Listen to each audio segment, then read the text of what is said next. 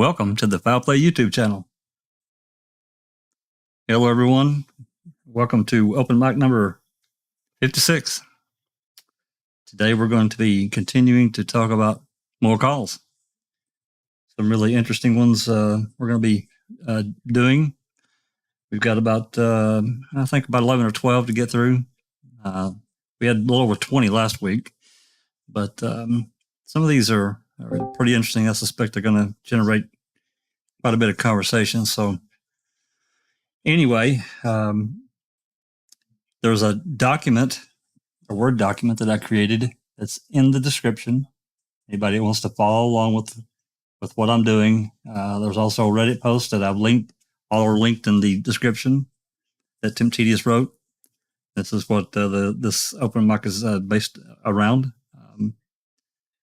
So, you know, in addition to all these calls that we're going to be listening to, if there's another call, you know, somebody out there in the live chat that wants to listen to something or, you know, hear something, let us know, drop us a link or whatever. And if there's time, we'll certainly get to it. And not anything too terribly long, but, you know, if it's a few minutes, whatever, that's fine. We should be able to hopefully work something out. Looks like out there in the chat, we've got a lot of people already waiting to go. I see Dassey, my internet wife, Becca, and Jinxie's here. Andy B, Pete Moss, Sherry Lynn Pentello. Did I say that right, Doc? That's Italian. I better get it right. Sherry Lynn Pentello. Our William. Who else we got in here? There's Jazz Naz. Well, that's all I see right now. Appreciate everyone coming. So before we get going, let's let everyone say it's in the chat here with us here in Discord. Let everyone say hello. Get some voices recognized. Alice. Hello, everyone. Thank you, everyone in chat, for joining us tonight. I'm not sure Susan can say hello. She's at work, so. Hi, everybody. There you go. And Brother Yours. Good evening, everyone. Nice to be here. Welcome, everybody. Nice to be here in chat. Good to go. Jinxie. Hello, peoples. I didn't see Nosy Wren sneak into chat here. Hey, Nosy. Hello, people. You saw Sapricop and Temptedious and you said, okay. Sapricop. Let's bring the heat. And Temptedious, thanks for coming. Really appreciate you being here. No problem. And Dr. Silkman. Buongiorno tutti amici. Welcome. It's good to be here. Thank you. Okay. Before we get rolling here, hey, we just had someone else pop in. Another Sunshine Christina. You might as well say hi. We're just now saying the hellos. Christina. Oh, well, hello, everyone. Sorry I was late. I was on a call. I'm so glad I made it, though. You did. Just like last week, you guys will just have to bear with me. I'll get through this quick as I can, but I'm a one monitor guy, so I literally have to alt tab through pretty much everything that I do. So I'm a little slow at it. Any announcements that we need to make there, Doc, Alice, yours? Anybody got anything for while I'm doing this? I'm all good. No, all good. That's it too. I will say that if there's questions, you know, for people in the live chat, please put them in there. Alice is going to be watching. I'm sure Sunshine and others will be watching as well, so we'll try to answer any questions that we can. Let's see here. Oh, well, I do, Jack. Finally got Windows 10 on my PC. Woo! Oh, What did you do? Did you have a seance? Did you call like an exorcist over what? Near enough, I'm chucking it out one day. No, I went on to, I took a note of the code that he kept giving me. I went onto YouTube and I was like, oh, what is this bloody code and why is it doing this? And this wee manny had put up a whole thing. Well, if you go into your command port and you put this in, copy it exactly, then restart your computer. That should work it. If no, come back and we'll try something else. And I was like, right, okay. So I did it. And I shut it all down and then restarted it. And then it finally loaded Windows 10. I was like, woohoo! Wow, good for you. All right, then we're going to be expecting to see some videos here soon. Yeah, definitely. Excellent. All right, so let's get started on this first post. And Tim wrote this a few days ago. It's called Tips, Favors, and Well Wishes. New released MTSCO phone calls. Includes audio of one, a voicemail for link containing tips about the alleged location of Teresa's body. 2, agents offering assistance. 2, or asking favors from MSCD. And 3, undeniable evidence of bias against Stephen Avery. Absolutely. So let's get a little background here. I'm going to show off your artwork here again, Tim. Impressive.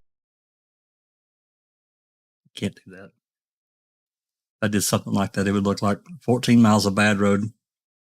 And I live in Michigan, and I know what bad roads look like.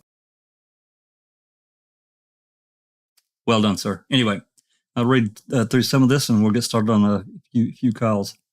Never in a million years did I think we would be privileged enough to receive audio of voicemails left for Lieutenant Link on his office messaging service. That's where we are. In this case, thanks to the determination of supporters' FOIA request. In this post, you can expect voicemails left for Lieutenant Link from officers and attorneys willing to help out with the investigation into Teresa's disappearance, Stephen Avery's culpability, including a voicemail containing a tip about the location of Teresa's body. First shared on Twitter by TTM Mod Truth Wins. Many calls between current LEO, law enforcement, and even one former DOJ agent, all expressing their desire to get Stephen Avery or to help with the cause. As for Wiegert, he knew he could rely on Link for investigation related to the Avery family. Manitowoc's bias towards Stephen Avery is on full display. And so is there apparent protection of Bobby Dassey. MSCD Lieutenant Link purposefully omitted mention of Bobby from his report, even though now we have more than enough proof Link knew Bobby was a suspect. And then the too long didn't read at the end of the post. Okay, listen for yourself.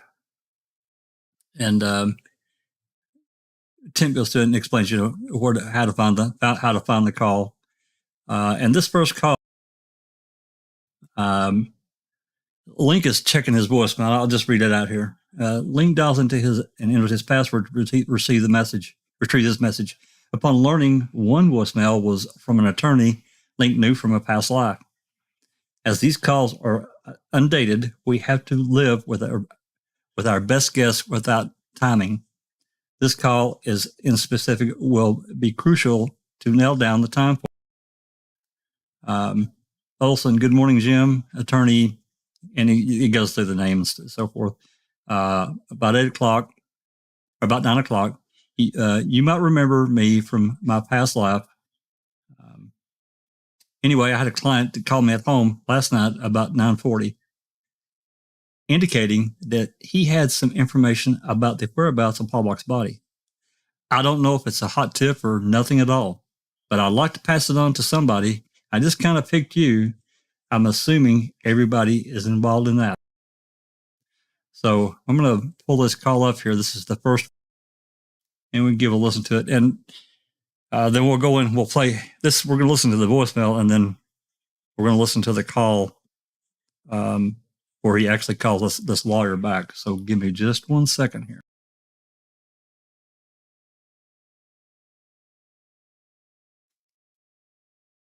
Actually, I think this is just going to play as one continuous thing. He listens to the voicemail, then he calls this guy back. I think that's how this one is.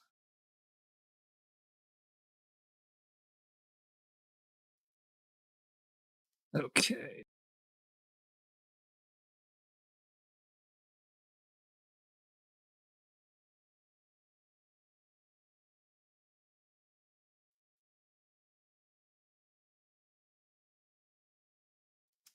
As always, if you're in Discord, you're probably going to have to unmute. Here we go. Welcome to the Manitoba.com. You have one unplayed message. 8:58 a.m. Good morning, Jim. Attorney Steve Olsen calling Thursday morning about 9 o'clock. You might remember me more from my past life. I went to school. Anyway, I had a client call me at home last night about 20 to 10 or so, indicating he had some information about the whereabouts of Halbach's body. I don't know if it's a hot tip or if it's nothing at all, but I'd like to pass it on to somebody and just kind of pick you, assuming probably everybody's involved in that. But if you could give me a buzz back. Office number is 684-1234, and I should be in the office till about 2 o'clock. Otherwise, after maybe 5:45 or so, I should be at home, 683-2064. In between, it's bow season and the rut is on, and fortunately, I'm not as busy as you guys are, so I get to do it. Look forward to talking.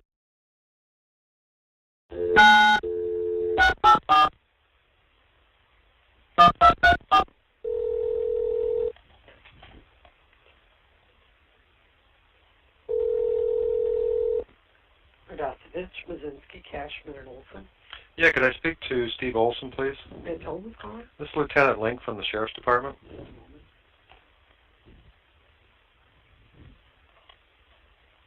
Hey, Jim. Hi, Steve. How you doing? Good. Sounds like you guys have quite a mess going there. Yeah, that's pretty understatement, I guess. Yeah. Dick Andrews is a client of mine, and I think the reason that he's a client is probably what me about 9:30 last night, and said he and his wife were out to eat. But Bast came up to him. How do you spell last name? B-A-S-T? I believe so. Okay. He didn't spell it to me, but Bast came up to him and said, you know, them guys looking for Halbach's body, they got to be looking further north. Tells me that Bast knew him. Knew he used to be a cop, so it's not like it's any secret or anything like that. But apparently Bast had been in prison with Avery at some point. I have no idea. The only Bast I know is Michael. I remember him from when I was back at the PD yet. So they got the sense that with the third offense OWI pending, that he was just a little unconfident or something like that. Yeah, I see what you mean. And I told him, the first thing that's going to happen if I pass it along, which I'll do, is they need to talk to you. He said, that's fine. I don't mind. I'll tell them. I can give you some numbers and stuff, too. Why don't you give me his number? So David Bass spoke to Dick and told him that we should look for the body north farther. Look further north, yeah. Okay. Dick went on to say that, and again, you'd have to talk to Dick about this, but the impression I got from Dick was he was referring to Crivets. But then shortly after, I was watching the 10 o'clock news, and I see you guys north of 147, so I don't know. That's for you guys to work on. Sure. Sure. Yep. 682-2151. 682-2151. Right. Okay, and the guy's name was David Bast? David Bast, B-A-S-T. Presumably he should turn up if he's not prison time. Okay. Dick seems to know him, or know who he was or something. Okay. I don't know. All right. That's for you guys to... We'll pass it on. Very good. All right, thanks. Bye-bye. Bye.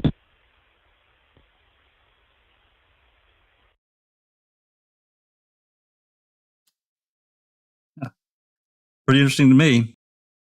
Although I know we don't have any reports about a David Bast. Nothing. So I think we talked to. There's discussion. I think you actually even put it in your. I'll get back over here to the poster in a minute, but I think you talked about this had to be the morning of the 10th because the week earlier there wasn't anything out yet. So yeah, and even though there is some discussion about the missing persons poster being on November 2nd, I still think that the mention by Olsen of seeing news coverage the night before he called proves that the call must be from November 10th, because I don't believe there would have been any news coverage, and definitely not of officers north of 147 on November 2nd. Right. I have a question. When did Lank go to law school to know him from his early days in law school? So no, I think he was saying he knew him prior to him going to law school. Yeah, okay, that might make sense. Yeah, that's what I think too. Yeah, I get to see what you're saying. And there's actually a few. I'm not sure. I've mentioned it on Twitter that I feel like there's some splices in these calls. Maybe it could be innocent, when someone else in the department picks up a call, there's a little disconnection there for a split second. I don't know. But there's one right there when he talks about his past lives. Sorry? Yeah. I was just about to say that. Yeah, it's definitely spliced, especially where he starts talking about why this Dick person was a client. You can tell it was cut right there. Yep. That's exactly what I was going to say. There's two, I think, in there, and that's one that's the most obvious. And the other one is right when he says, "You know me from my past life," and then it cuts out right in before he says law school. So I have no idea if those are innocent, if those are someone actually trying to take out something they don't want known. But if they were going to withhold all this anyway, you'd think, I don't know. So anyway, I don't want to get into it, but there is potential splicing.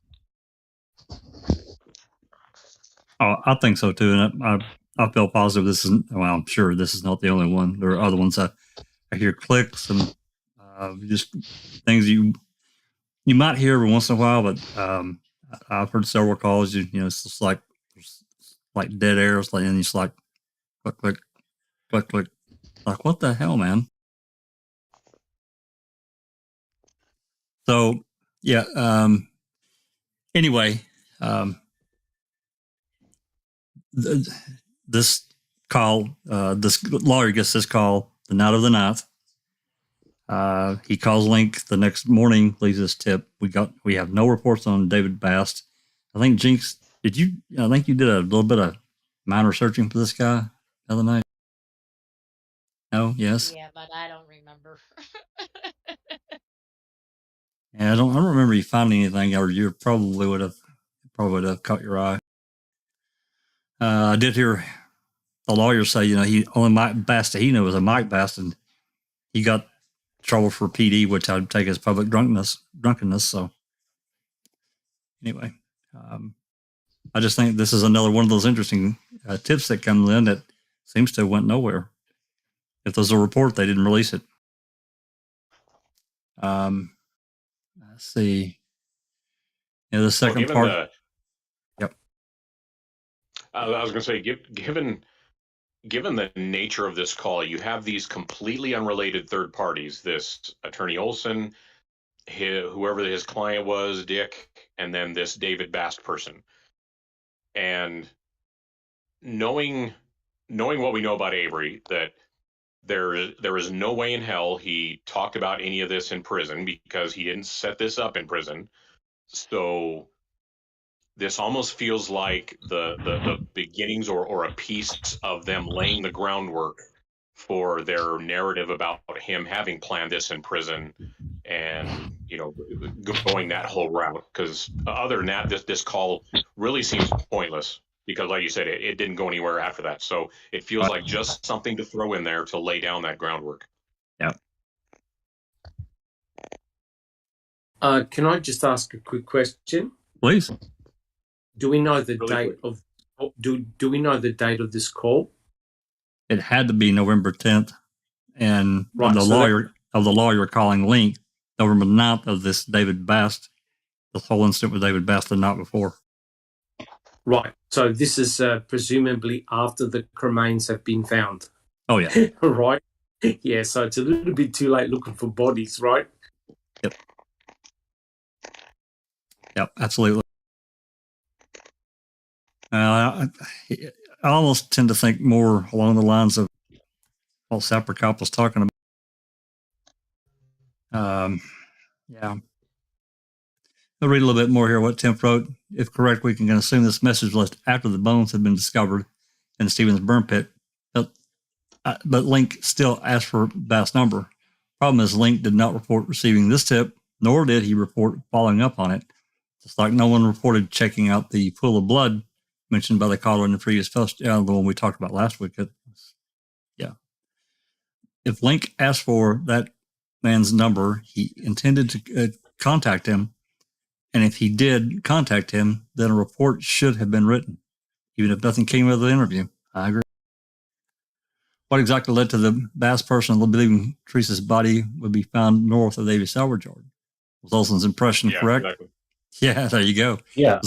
I mean, the Olsen says it's his assumption that they're talking about Crivets. And that's probably reasonable. I mean, maybe he was thinking, or he didn't see any news coverage of the police up in Crivets and just wanted to say, the Averys have this property up north. But maybe it wasn't that, let's find out, why is this guy talking about Halbach's body north of Avery property? Now that we have the audio, it just would have been nice if they had followed up. If they did, maybe they just didn't want to report it because they didn't want that kind of stuff getting out, even if it was nothing. But now that we have the audio, yeah, I wish that they had written a report about a follow-up. Right. And, you mentioned Marable Caves now. Is Marable, I'm trying to think, is it north or is it like northwest or something? It's north a little bit, but way, way more west than it is north. Gotcha. Yeah, that's right. I remember now. Yeah. Jumbo Creek Park and Zender Road are both directly north of Avery salvage yard. That's about as far as we can speculate due to the lack of investigation here. I guess we have yet another mystery to mull over. Was Lovely. that pool of blood in the whatever that forested area, was that north of Avery's? I think it was pretty much directly east. Okay. I can't remember looking at Magilla put that Google map up. Yeah. Yeah, it was east, towards the coast of the lake. And it's also possible that Kruger Road has something to do with it, because that was directly north of the Averys. I remember Kruger Road was a thing, so. Was that where that person saw the RAV sitting there, or saw a similar car sitting there for like 3 days on the side of the road, and then it was and then it was gone, and then they said the color was not the same as it was on the TV, which we know they were showing the wrong color on the TV. Was that the Kruger Road person? Yeah, I'm not sure about that. Yeah, I think that sounds pretty much right, but I think there was a different person who pointed to a color discrepancy, and the person you're thinking of, Jinx, pointed to a stripe on the car that was a difference. The car that she saw had a stripe, and Teresa's didn't. All right, I'll have to go back and look for that again. Okay. Any more questions, comments? Alice, anything from the chat that we need to talk about? It goes to show the involvement of Link, doesn't it? Absolutely. Ben says Ellie showed a picture with a stripe. Is that true? Was the green one, did it have a stripe on it? And she's saying it didn't have a stripe on it? Or he? I think it was a woman and her husband.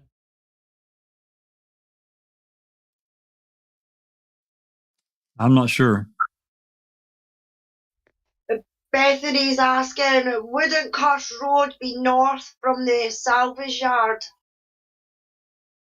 West. Yeah, it's due west. Yeah, Jinx answered that. I just seen that. Graham Moss is saying it sounds like a jailhouse snitch trying to get a deal. Oh, Yep. with this Bass guy, yes, There it's were a possible. few of those. Yep, absolutely. That's about it for now, Jack. Okay. All right. If there's nothing else, we'll move on to this next call, and this is from an officer from it sounds like the Kanawha. I'm saying it wrong. Kanawha, or there's a county not too far from Manitowoc. I think we'll be able to hear it.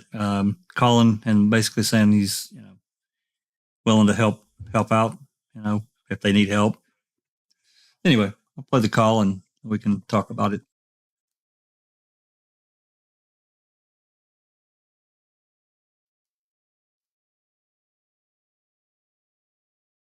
Discarded.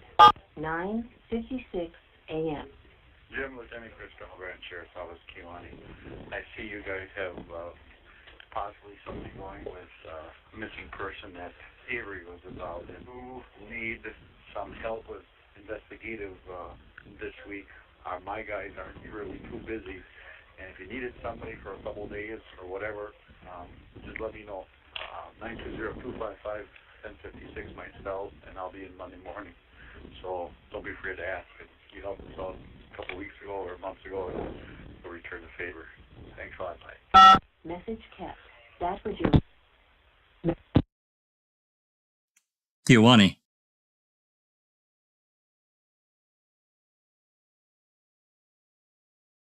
And I did look for this person at that police department.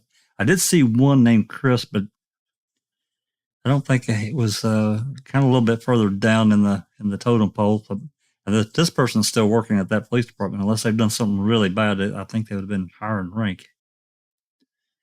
And the last name, I don't know, it's really difficult to make out on that. I really couldn't make it out on that voicemail. I tried. I played it slow. I sped it up. Nothing worked. Play it again. Play it again. Yeah. Seriously, you want to play it again? No, I'll go listen to it later. I was gonna say, yeah. I mean, I played it multiple times, slow, fast. I slowed it way down, trying to take it apart, but I couldn't. It's like it's missing or something. I don't know. Anyway, of course, officers from neighboring departments would have been coming out of the woodwork to help out MCSD because of that fucking redneck Stephen Avery was dragging those poor Manitowoc County family cops through the mud with his wrongful imprisonment lawsuit. I did a quick search and found nothing. Came up for Lieutenant Chris on StephenAveryCase.org. If anyone can determine, if anybody knows who this can figure out who this person is, let us know. Although this is a bit presumptuous, the officer using language like, "You helped us out and we'll return the favor," easily lends itself to being interpreted as to the exact kind of shit you'd hear from unethical cops helping each other out. What did Link have those extra hands doing? Good question. Comments?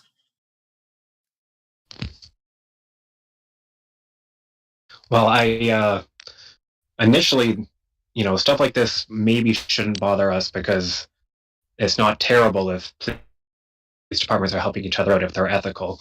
One of the first cases I remember looking into was the Paul Bernardo. He's a famous or infamous Canadian rapist. And one of the problems there is that police departments were not sharing information. And so I guess, it's not terrible to see an officer calling to offer help, but he's calling to offer help to Link, who shouldn't have been near this investigation in any way, shape, or form.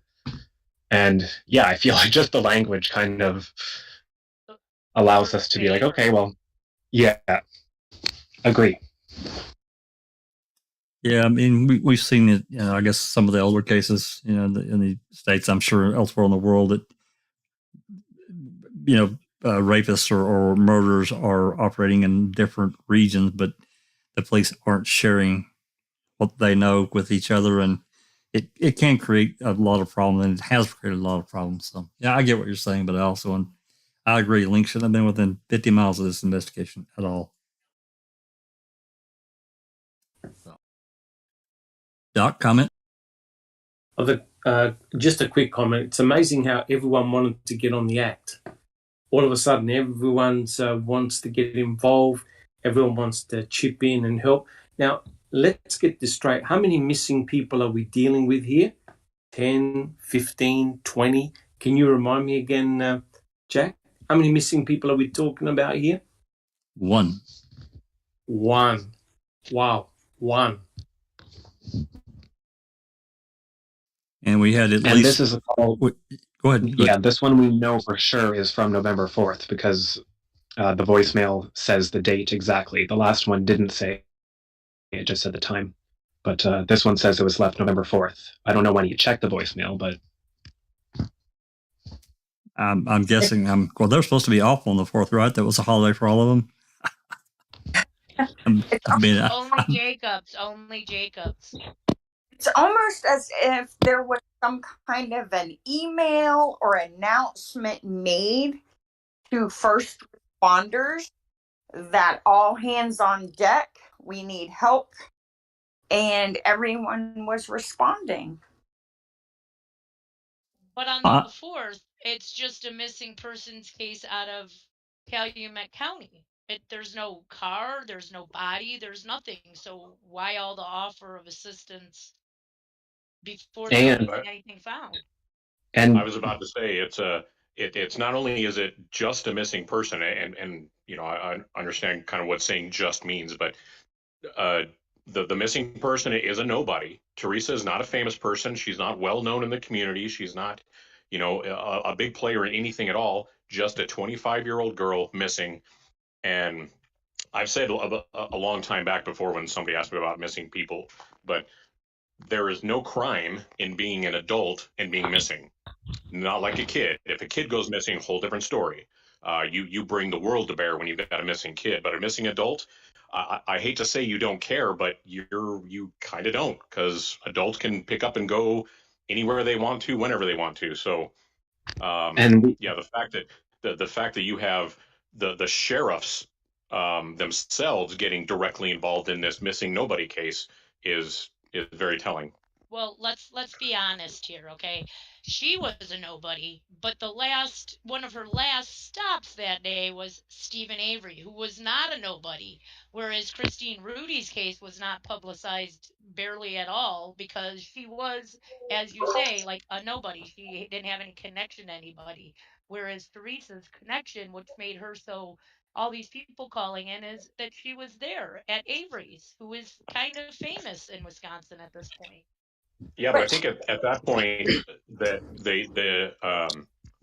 at the time of this call, I think the Zippers was still in view as the last visit, not Avery's. But that's only if you're listening to Wiegert. If you're listening to some of these other calls, they were on to Stephen Avery as early as the 3rd.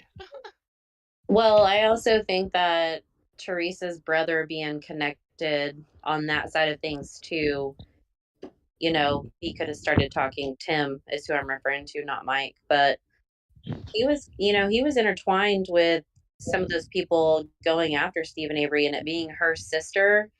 I think that would be literally the only leverage or inside that. Who was he intertwined with? Tim Halbach. Tim Halbach was like a new lawyer. He was like an associate at some place. He wasn't like no partner or anything. I mean, granted, he was elected. Well, I know, but he was elected. He was elected the president bar person for Calumet County or whatever it was, right around that time. But right. Not that they were anybody, but the fact that he could have reached out to connections faster on that side. I'm just saying, if you wonder why everyone jumped on it, that could be a possibility. And I think Tim would be the only connection for her to make her case so important. And then it ties to Stephen Avery, and that makes it even bigger. So I have a question about that. Who put that connection into the media? Who announced that? Who announced what? Who announced it to the media that Stephen Avery was connected to this case? Because if you think about it, no one announced that Gregory Allen had a warrant out for another cold case hit for assault. I believe on the 4th. They weren't going to let that out. You know that, Christina. Oh, anyway. So you see what I'm saying? So this is all optics related, right? It has nothing to do with who Teresa was.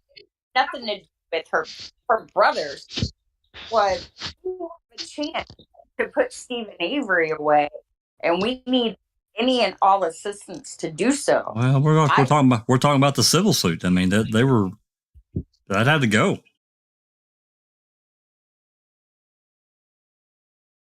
Right. Well, let me get back to it. Nan's Life has joined us in the chat. Welcome, Nan's Life. Nan's Life 7 says, even Manitowoc PD was called to offer assistance on the 4th of November when they had their own dead girl case to look into. Just saying. Then Kent 3334 says, Stala's report, Casio was the 6th. A suspicious car, she says, pics of cars showed to her had stripes. This one didn't. Funny part, search dogs team was at Cougar and Twin Bridge Road already on the 5th. Interesting. Yeah, I'm not sure about the car, but people that have studied that aspect of it can comment, because I really don't know. Yeah, Andy B says they had decided before the morning of the 4th that Avery had done it. I think some of them decided on the night of the 3rd, right? Remember Jacob's call? Yeah, and Sherry Lynn says they were all calling each other's personal cell phones, and news spreads like wildfire. We have to keep in mind that there were at least 4 agencies involved here. 4: Manitowoc, Calumet, the DCI, and there are various other agencies, and then to some degree the FBI. So yeah. Bethany says, makes me think Colburn was Link's gopher, and that's why Colburn felt so assured that Link would back him for sheriff. That's possible. Okay. Anything else? 1033 says, so I believe law enforcement was reverse engineering the reports to the situation. The dog search team had more info than Miss Stoltz reportedly told law enforcement. Well, I got into some, we've all had conversations about these police reports, and I mean, to me, there's some of them that are certainly grounded in truth, but there are a lot of them that aren't. They're off. We know they're off. I can probably cite 4 or 5 right off the top of my head without even going to look. They're wrong. Some of them are terribly wrong by days. So pretty sloppy record keeping, considering the magnitude of this case. Yeah. Angie Dickinson's just joined us in chat, and congratulations. She's just became a granny again. Her daughter was in labour for 10 days and had to get an emergency C-section. Baby Millie was born and weighed 7 pounds 4 ounces. Woohoo! Congratulations. 10 days. God. That woman needs a vacation. Yeah, she sure does. My God. I'm going to tell the ladies here, and the dudes can agree with me or not, but if it was up to the guys to give birth and populate the earth, there'd be about 40 people, period.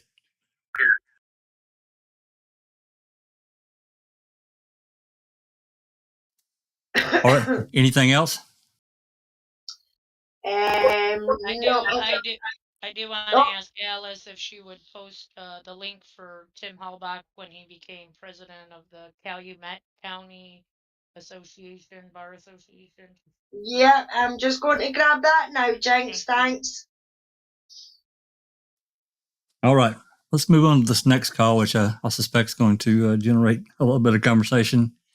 And this is about former DOJ agent Kathy Williford. So let's read a little bit here before we play the call.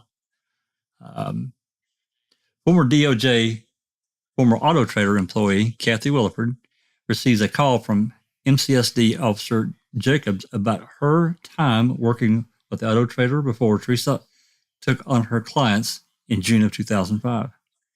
This gets explained a little bit more, so there's no confusion here. This is the former law enforcement officer some assume was undercover DOJ working with Auto Trader to keep tabs and gather information on Steve.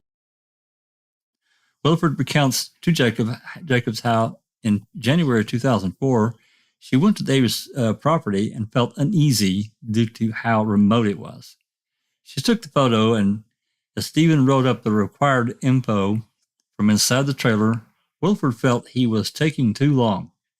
Stephen poked his head out the door and invited her in. She admits it was quite cold. Williford politely refused, as it was against Auto Trader policy to go into a client's house. She says she drove out of there really quick because she didn't have a good feeling. After she's done telling her tale, this former law enforcement officer and current law enforcement officer begin dialogue that leads to a noteworthy statement by Jacobs. We'll let that play. Let me grab the link here. I thought it was quite bad, actually.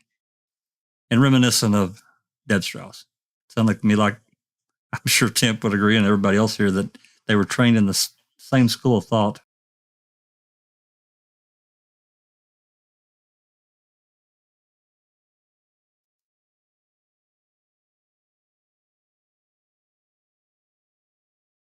Okay.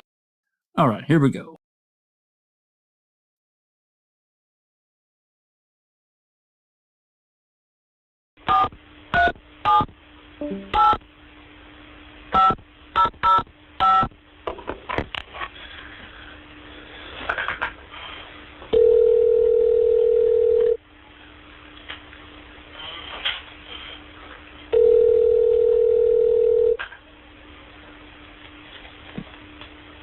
Hello?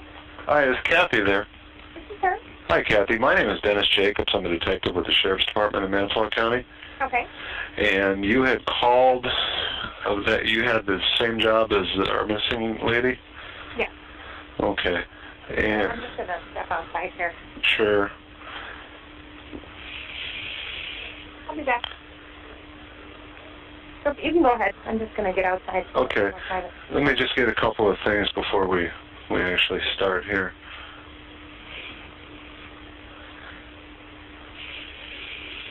Is your name spelled with a C or a K?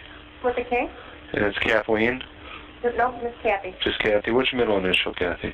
D is in Dawn. Okay. And it's Willeford? Correct.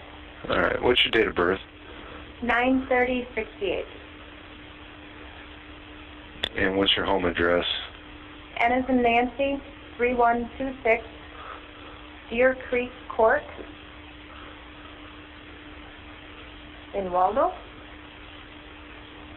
What's the zip code in Waldo? 53093. Okay. And then I got your home, and your home is 528-7755? Correct. Okay. And you had some experiences out at the Avery residence? Well, you know, I used to work in law enforcement. The only reason I'm calling is because I feel like I should. Uh-huh. And I don't know if anything I have to tell you will help, but I thought it was worth a shot. So. Okay. In January 25th, I got a fax from Auto Trader telling me to go up and take a picture for Mr. Avery. I went up there, went to his residence, and I just remember, out of all the things I've ever done, I just felt real uneasy driving in because it's so remote out there. Right. And then the junkyard, and there were dogs barking. Right. So anyway, I drove in, saw his car that I was supposed to take a picture of. I think it was a Cutlass or something similar to that. Uh-huh. And he didn't come out of the mobile home, so I went up and knocked on the door. Uh-huh. And I took the pictures. And he hadn't written up his narrative for the ad. Okay, hang on just a minute. I'm trying to take notes. Oh, sorry. So, okay. So you went up to the door? Yeah, I did. I turned around and parked and I think he had a pickup truck. I think he's got like a little shed off to the left. Yeah, yeah. He had a pickup there, so I pulled by his pickup and turned around facing out the park. Okay. I went up to the door and knocked. He came to the door. I explained who I was. You know, I was from Auto Trader. I was there to take a picture of his car. Uh-huh. So it was winter, so he started up to warm it up, and while it was warming up, you know, I said, I also need the narrative description of the car Uh-huh. for the ad. Oh, I forgot to do that. So he went back in the house and started to write it, and it took him forever. I don't know why, but it just took him a really long time. So I took my pictures, went up on the deck, and it was pretty cold out, and I was standing on his little, there's like a wood porch in front or back or something, and I was just freezing, but I was standing out there, and he came out and opened the door and said something to the effect of, well, why didn't you come inside because it's cold out? And I said, well, you know, I appreciate that, but we're not allowed to go into residences when we do these. I mean, it just didn't feel right, you know, and I could kind of see into the mobile home, and there was garbage, and if I remember correctly, there were like empty liquor bottles and stuff, and I thought, you know, it just doesn't feel right. I didn't recognize his name at all, which is probably stupid on my part. Well, that happens. So you stood outside, and he finally came back? And when he came out and asked me to come in, I said no thanks. I went in the car, he started my car, and then he came back out and gave me the narrative. And then right before I left, he said, well, you know, if this works out okay, I'm going to call you back because my sister owns, I thought he said she owned the junkyard or salvage yard there. Right. And she has a car that she might want to sell, and how can I get a hold of you? And I said, well, you just call the main Auto Trader number, and then, you know, they'll get a hold of me. He was like, okay, and I took off, and I don't know, just gut feeling was not good. I drove out of there fast. It just sticks out of all the pictures I've done and, you know, everything I've done in law enforcement, it just didn't feel right. So. Okay. And then Teresa actually came to my house in June and picked up all my, you know, my fax machine, all my equipment and stuff, so I only met her the one time.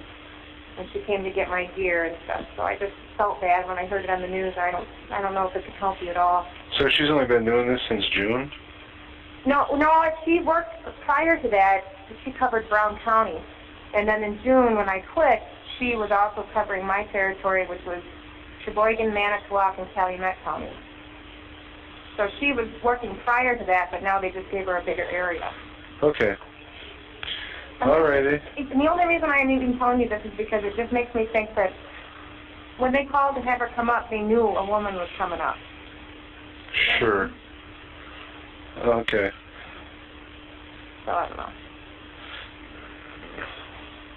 I don't know much about the case, but I hope if it's something with that family, I hope you get them. Well, we hope so too.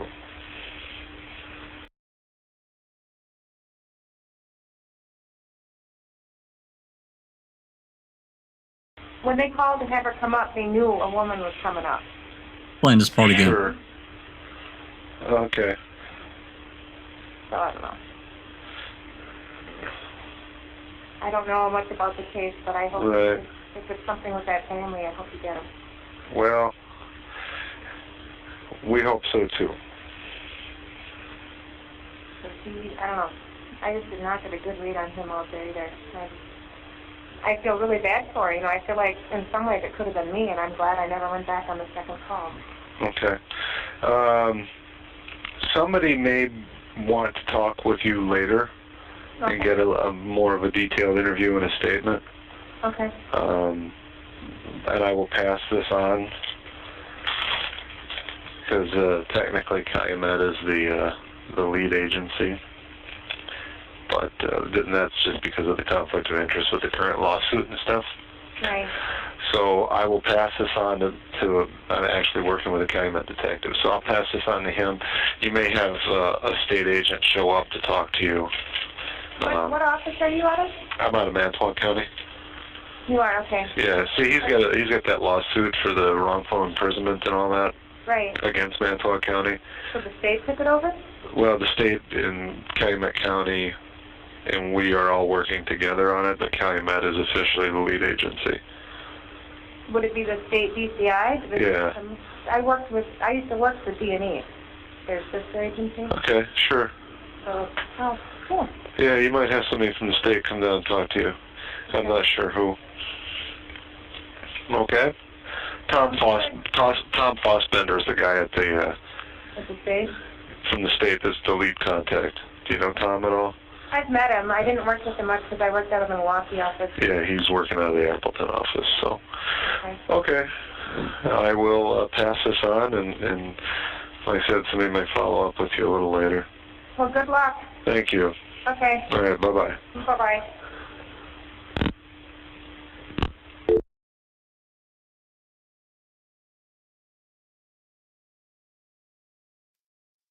Well, Tim, since it's your topic, I'm going to let you go with both barrels first. I know I got a lot to say.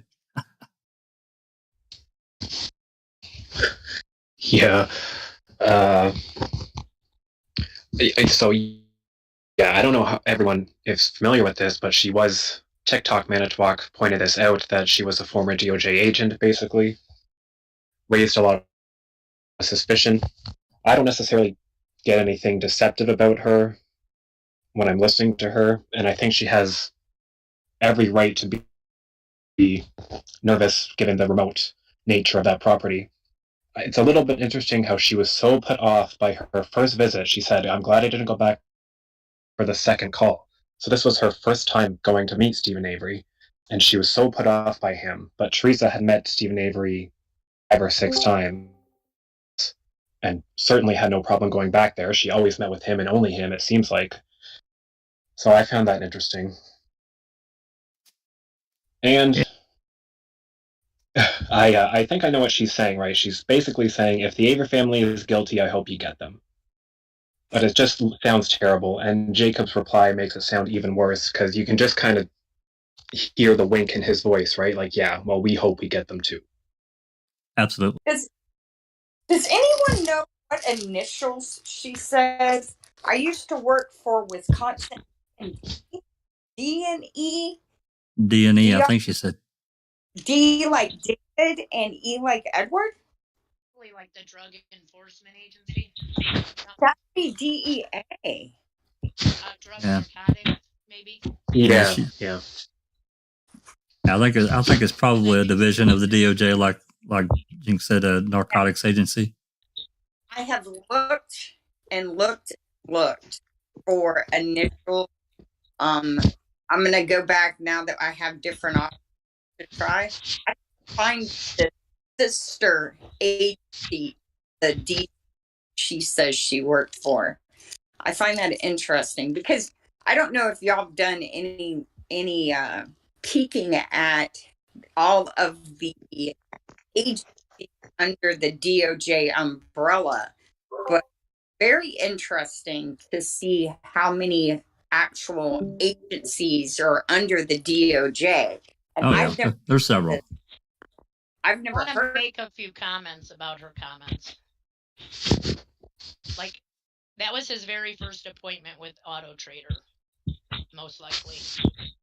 And he didn't know how to do it. It was like a lead appointment, like George Zippers. That's why he's asking, how do I get a hold of you if I want to do this? Like, he's not sure he's even going to use Auto Trader at that moment. So, like, him asking to, like, filling out the paperwork took too long. Well, it's the first time he's ever done anything like this before. So maybe he was a little slower than somebody who's been a customer for many, many years or many times. So I think that's kind of stupid how she says that. And the next appointment that he had was in June and she was already gone. So what next appointment that she was so scared that she didn't, is that, like, there used to be a story that Ken Kratz used to say about Teresa was so scared she never wanted to go back. Is that Kathy Wilford that said that? Not Teresa. That's what it sounds like to me.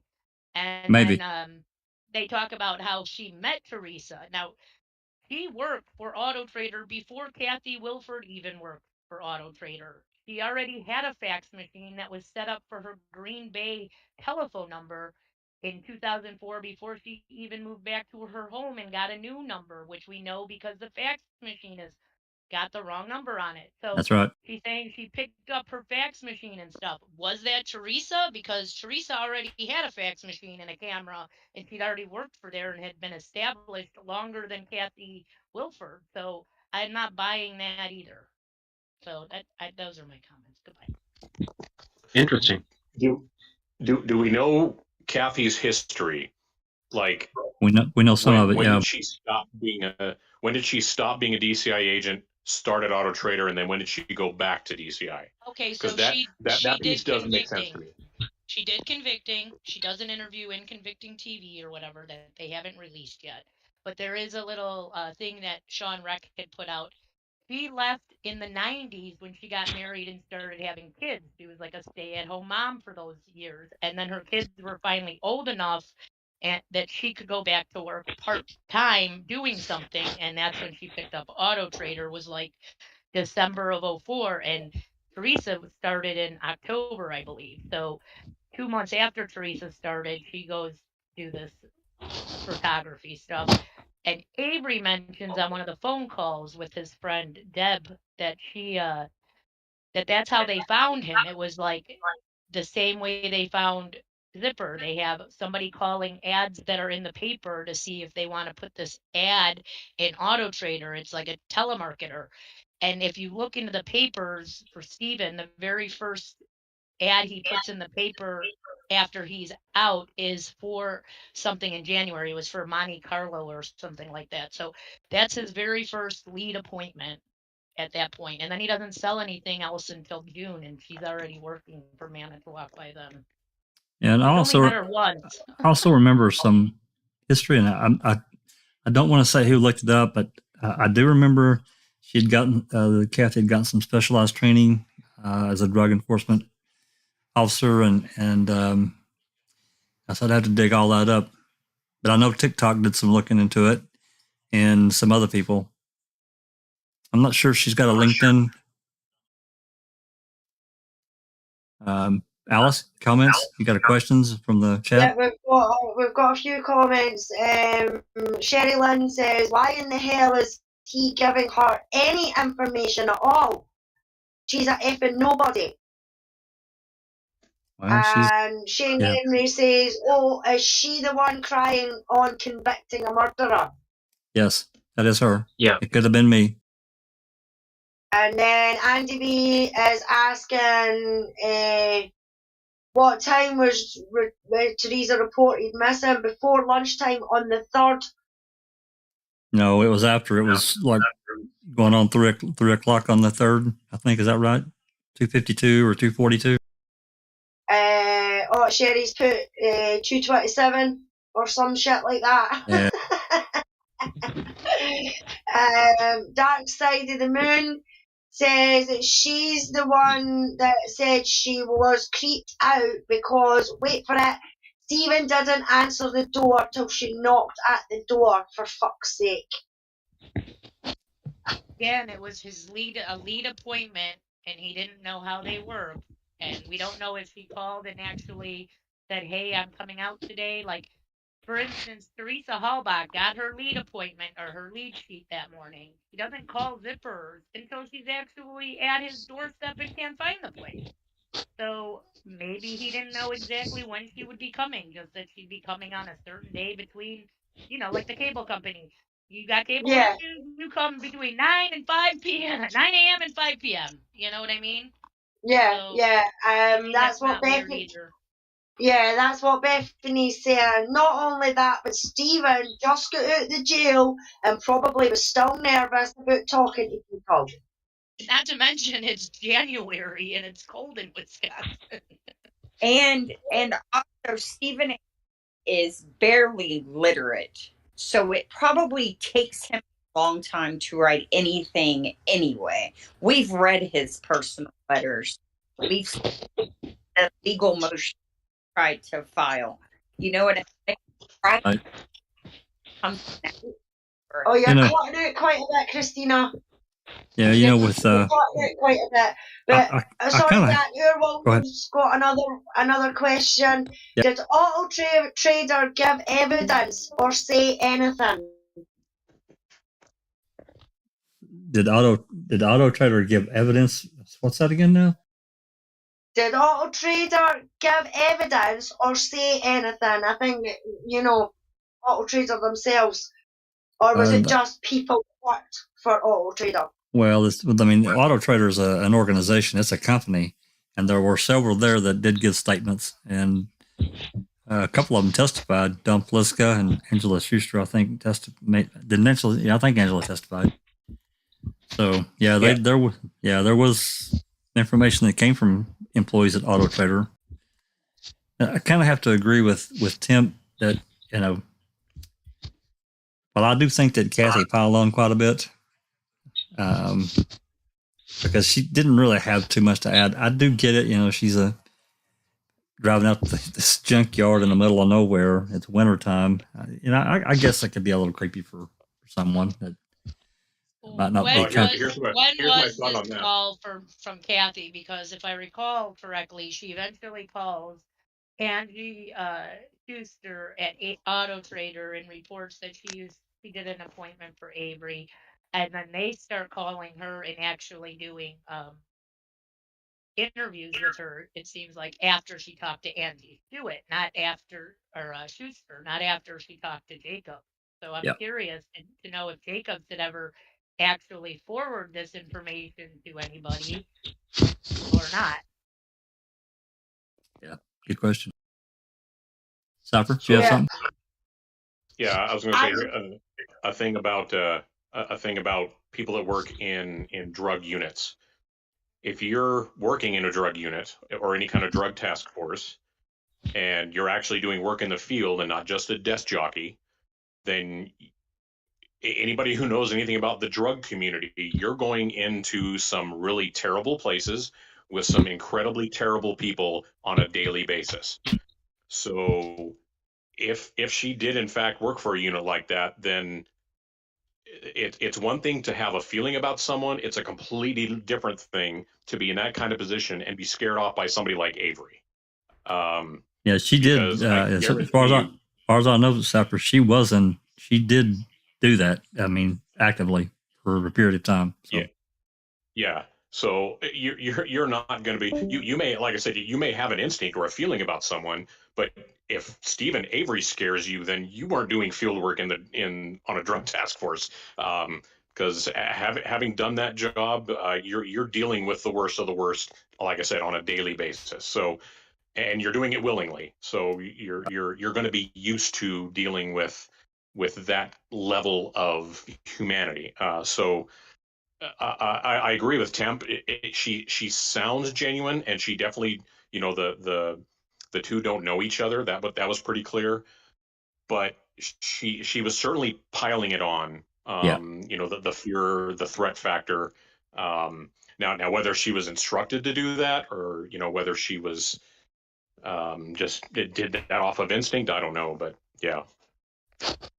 Andy B's asking, what date and time was that last call, the Kathy call? We don't know exactly. Yeah, some of these we don't know. We can't drive it down far enough. Some of them we can pick up on other elements, but this particular range of calls that we're talking about today, it is a range of calls to a specific number. And out of that, sometimes we've gotten lucky, and others have been able to pretty much pinpoint when the call happened within a day. Some of them we just can't. And one last one from Bethany. I can guarantee that most people who claim to even know Teresa more than likely didn't. Small town people will say and do stuff just to be a part of it or get attention themselves. And yes, I completely agree with that, Bethany, because the same thing has happened in the Luke Mitchell case that I deal with here. It happened in a small town. Rumours were rife at the time. Things have been put down as facts that weren't even facts. And he was made out to be a monster when he was a 14-year-old child. So I completely agree with that. Some people want the 5 minutes of fame, so they'll say that they knew them. I mean, one of them came forward that hadn't seen Luke in 3 years. but came forward just to get their freaking nose in the paper. So I completely agree with that statement. Yeah, I mean, we don't know what contacts that Kathy may have still had within the agency. And I think back to this call that we talked about last week, the AAG Ray Bird calling down to Manitowoc to talk. He had to talk to Mark Aurora immediately, and it was 5-alarm fire. I just think about these interconnected. I don't want to throw out some innuendo for nothing. I'm not trying to do that, but trust me. I'm just saying that I don't know. Maybe it's nothing. I want to add that if anybody is looking for, I remember what TTM found, but I remember was it for Kathy Davis, because that's what her name was before she was married. She was a Davis. DOJ, so she was Davis for anybody who wants to research her. There you go. Wait. Ken 3334 says the local drug unit in that area is called the MEG unit, Metropolitan Enforcement Group.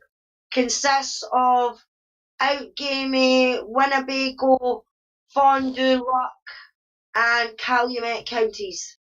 But she worked for Milwaukee, so we'll have to look up what Milwaukee called their unit. Yeah, that's right. Okay. Any more comments before we move to the next call? Doc? I think, we can spend a day just talking about that call alone, but it goes to show the thought processes of law enforcement at that time, suspicion on the Avery family, and the mere fact that Kathy Williford had said, I hope you get him. And to think that Jacobs actually said, yeah, I hope so too. It goes to show their thought processes. I mean, when you think about it, Stephen Avery was meant to be a local hero, so to speak. I mean, he was the poster boy for the Innocence Project, and it goes to show that if you do proper investigation and the use of DNA, the wrongful conviction can walk out of prison. And for Kathy Williford to act and react in the manner that she did, I mean, who was Stephen Avery? Hannibal Lecter? It's the most ridiculous, pathetic call I've ever heard. If she was terrified of going to remote places, stay home with your mama. Don't go out taking pictures on salvage yards, for God's sake. Thank you. Thanks, Doc. Yeah, that kind of reminds me of, talking about Teresa didn't want to go back. The Jinx was talking about a minute ago. I think that any of these photographers, if they weren't comfortable going in any situation, they could have simply called and said, hey, look, I'm not going back there. These people creep me the hell out. You send someone else, I'm not going. Or you could send someone to go with me. That's simple, I think. Which reminds me, because didn't Teresa Halbach's boss, Tom Pierce, actually make the comment about and warn Teresa Halbach about potentially going inside properties and being offered drinks? Yep. So, even Tom Pierce was coming up with comments like that. And surely Auto Trader needs to be taken to task here, because why are they sending women, the young females, out to remote locations where potentially they could be attacked or anything? And of course, look what happened to Teresa Halbach. Surely they've got to have some type of policies in place that, hey, look, if you're going to a remote location, you feel uncomfortable, don't go, or we send somebody with you. Keep an eye on you. This is ridiculous. Yeah. I can't completely disagree. I do have another comment. Actually, it just for some reason jumped out at me.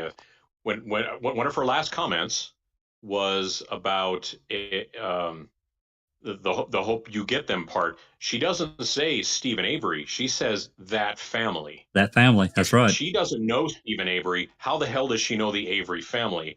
And in order to refer to them as that family. Say that the sister had a junkyard next door. Like that would be the family, right? I don't know.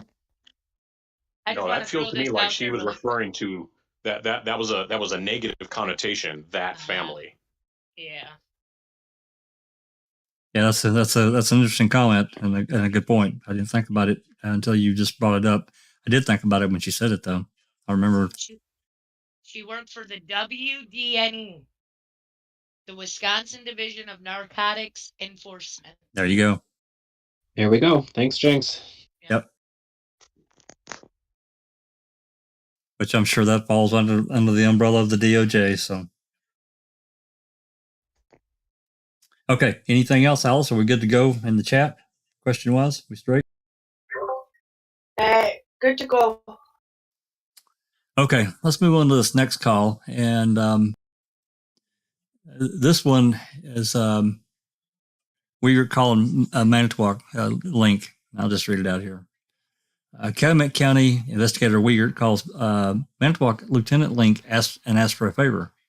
Wiegert needs GPS coordinates for the Avery and Zipper properties for a flyover scheduled later that day. Not sure what day, presumably November 4th, and I agree. This entailed Link sending out someone in their squad car to the Avery property, which would allow them to relay the coordinates. Link decides to delegate the execution of this favor to Sergeant Orth. So let's pop over here and listen to the call.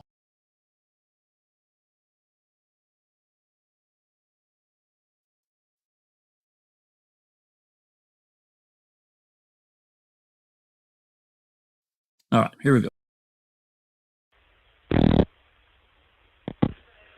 Lieutenant Link speaking. Hey, Jim, Jason Mark. Hey, Jason, how's it going today? Good. I need a favor. What's that?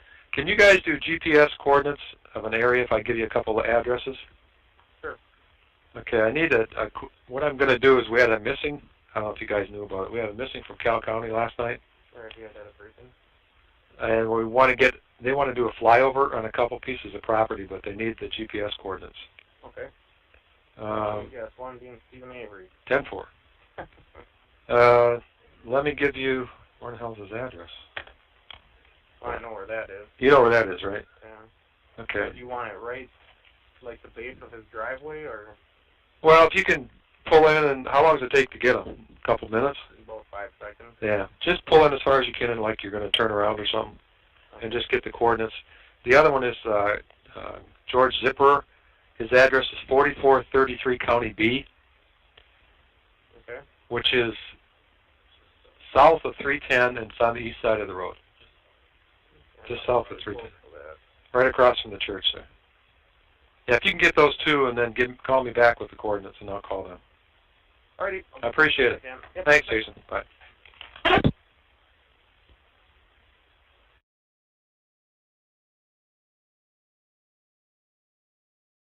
Yeah, I apologize. That's the second call. The actual call with Wiegert is not long before this. I actually copied the wrong link, but it's just right before this. Anybody that wants to listen to the call, but basically after this call here, Orth calls him back with the coordinates, and then he relays that information over to Wiegert. So anyway, thoughts, comments?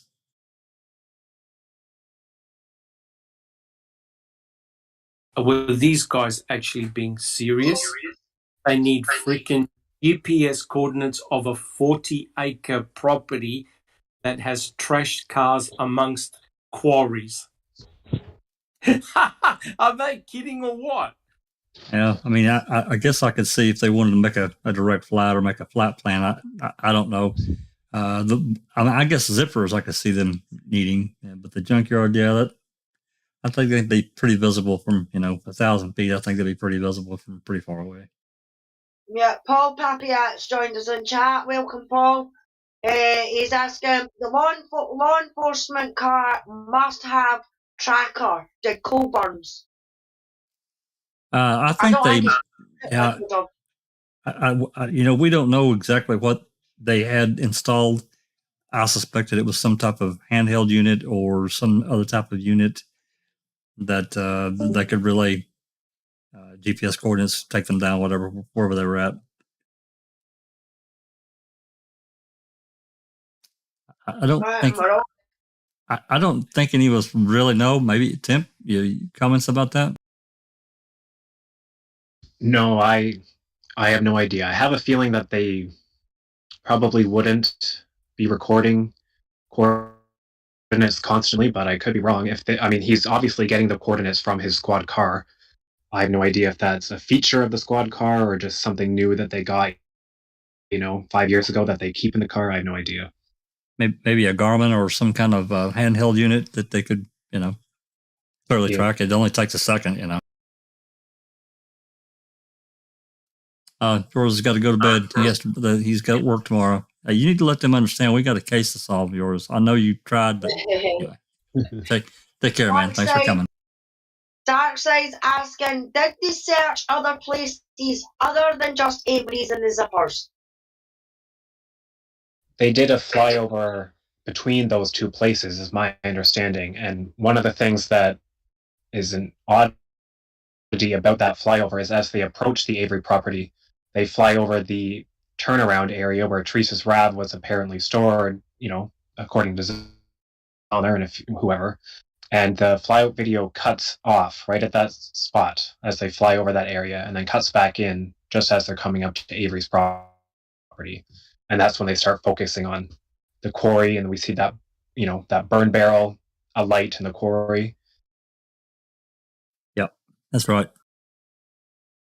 Really, really terrible video too. I mean, I know video cameras back then weren't what they are today, but it was, I don't know, it almost had to take something, Dramamine or something to not get motion sickness because it was really bad.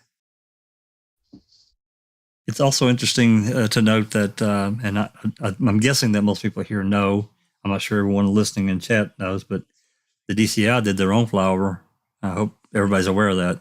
And they made, they also used FLIR, the infrared type cameras to look for body heat or whatever type of heat. There's 3 videotapes that they created. I'm sorry? They did a flyover with all of that, with the flare and everything? Yeah, they did.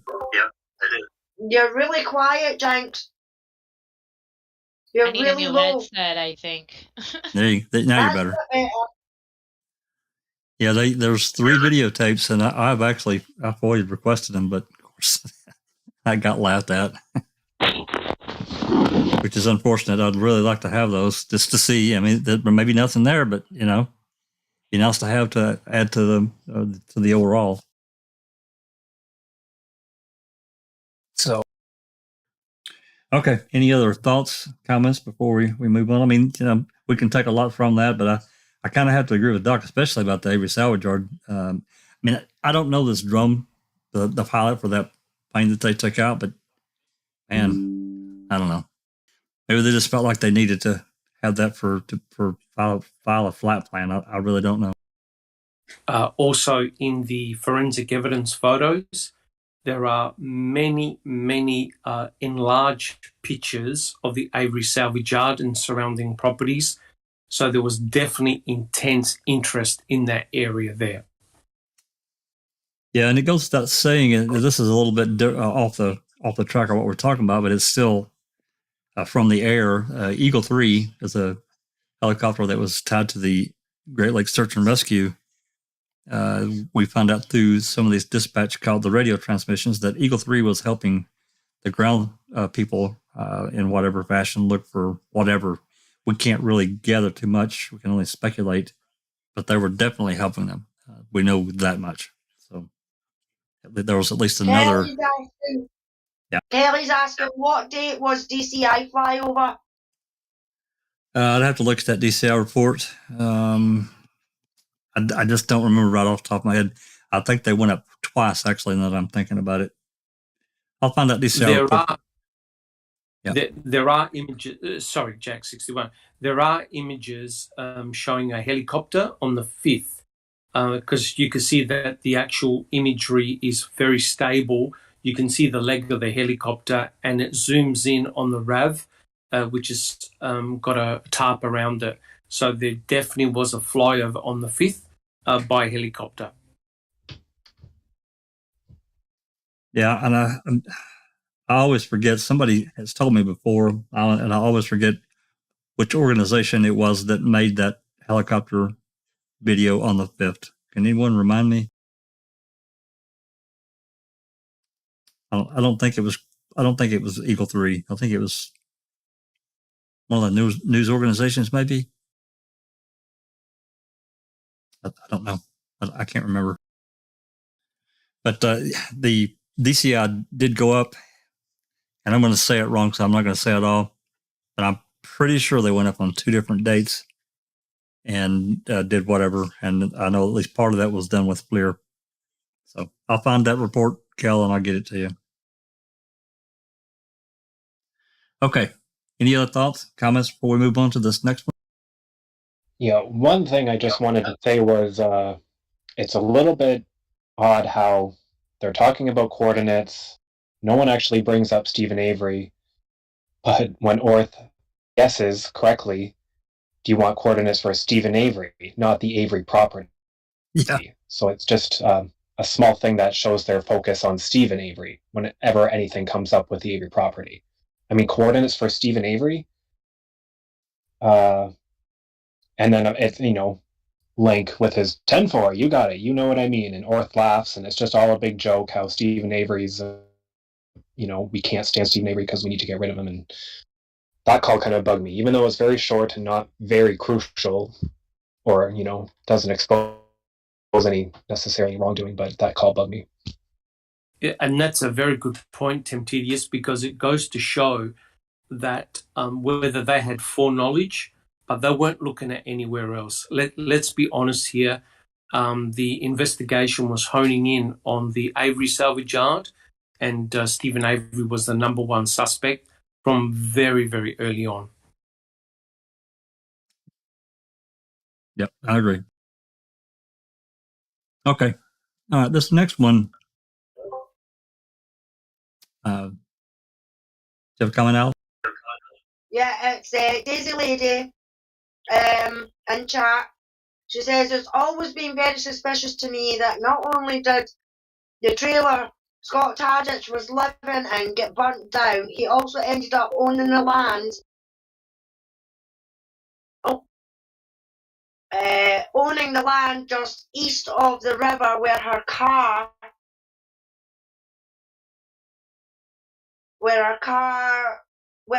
was last seen by a few. And that's from Daisy Lady.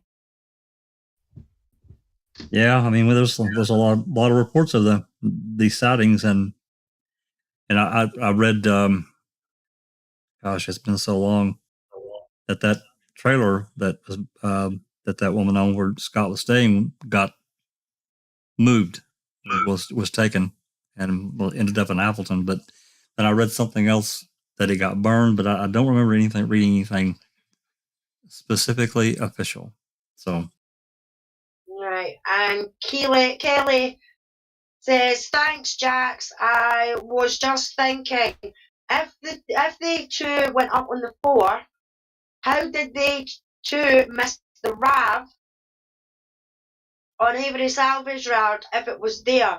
The conspiracy grows if we then have to consider 2 sets of Elliot ignoring it. Well, I mean, yeah, that's true. Why was it not on the flyover? You know what I mean? But yeah, it was found on the 5th on the property. That's bugged me as well. I don't remember. I don't recall if they went up on the 4th or the 5th. I just don't remember. But I will find it. And I would really like to have the video, all of it, but they won't turn it over. Okay, we're good to go. We're ready to move on. Yep. Okay, this next one is titled "Luring Teresa and Covering for Bobby," and you'll see why Tim labeled it this way. Wiegert once again calls it Link for a couple of favors. I guess Wiegert knew tasking MCSD with investigating Stephen Avery meant they would do the job right. This call, November 4th, is short but extremely significant. So let's take a listen. Hopefully I got this time link right, but if not, then I'll find it.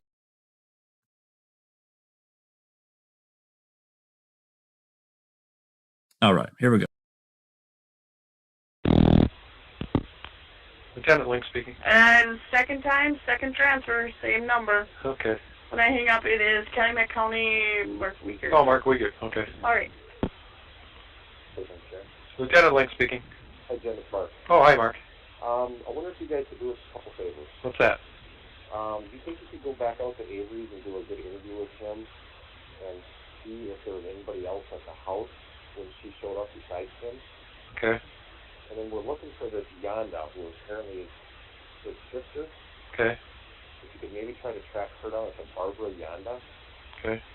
That's the name he always uses when he calls Auto Trader, is the Yanda. Okay. Yeah, I know he's got a sister that had some kind of a vehicle that they kind of both shared. I don't know if it's the same one or not. If you, somebody could maybe track her down and see if she knows anything, if she was at the house or anything like that for us. Okay. We'll see what we can do for you. Great, thanks a lot, sir. All right. All right, Bye. bye-bye.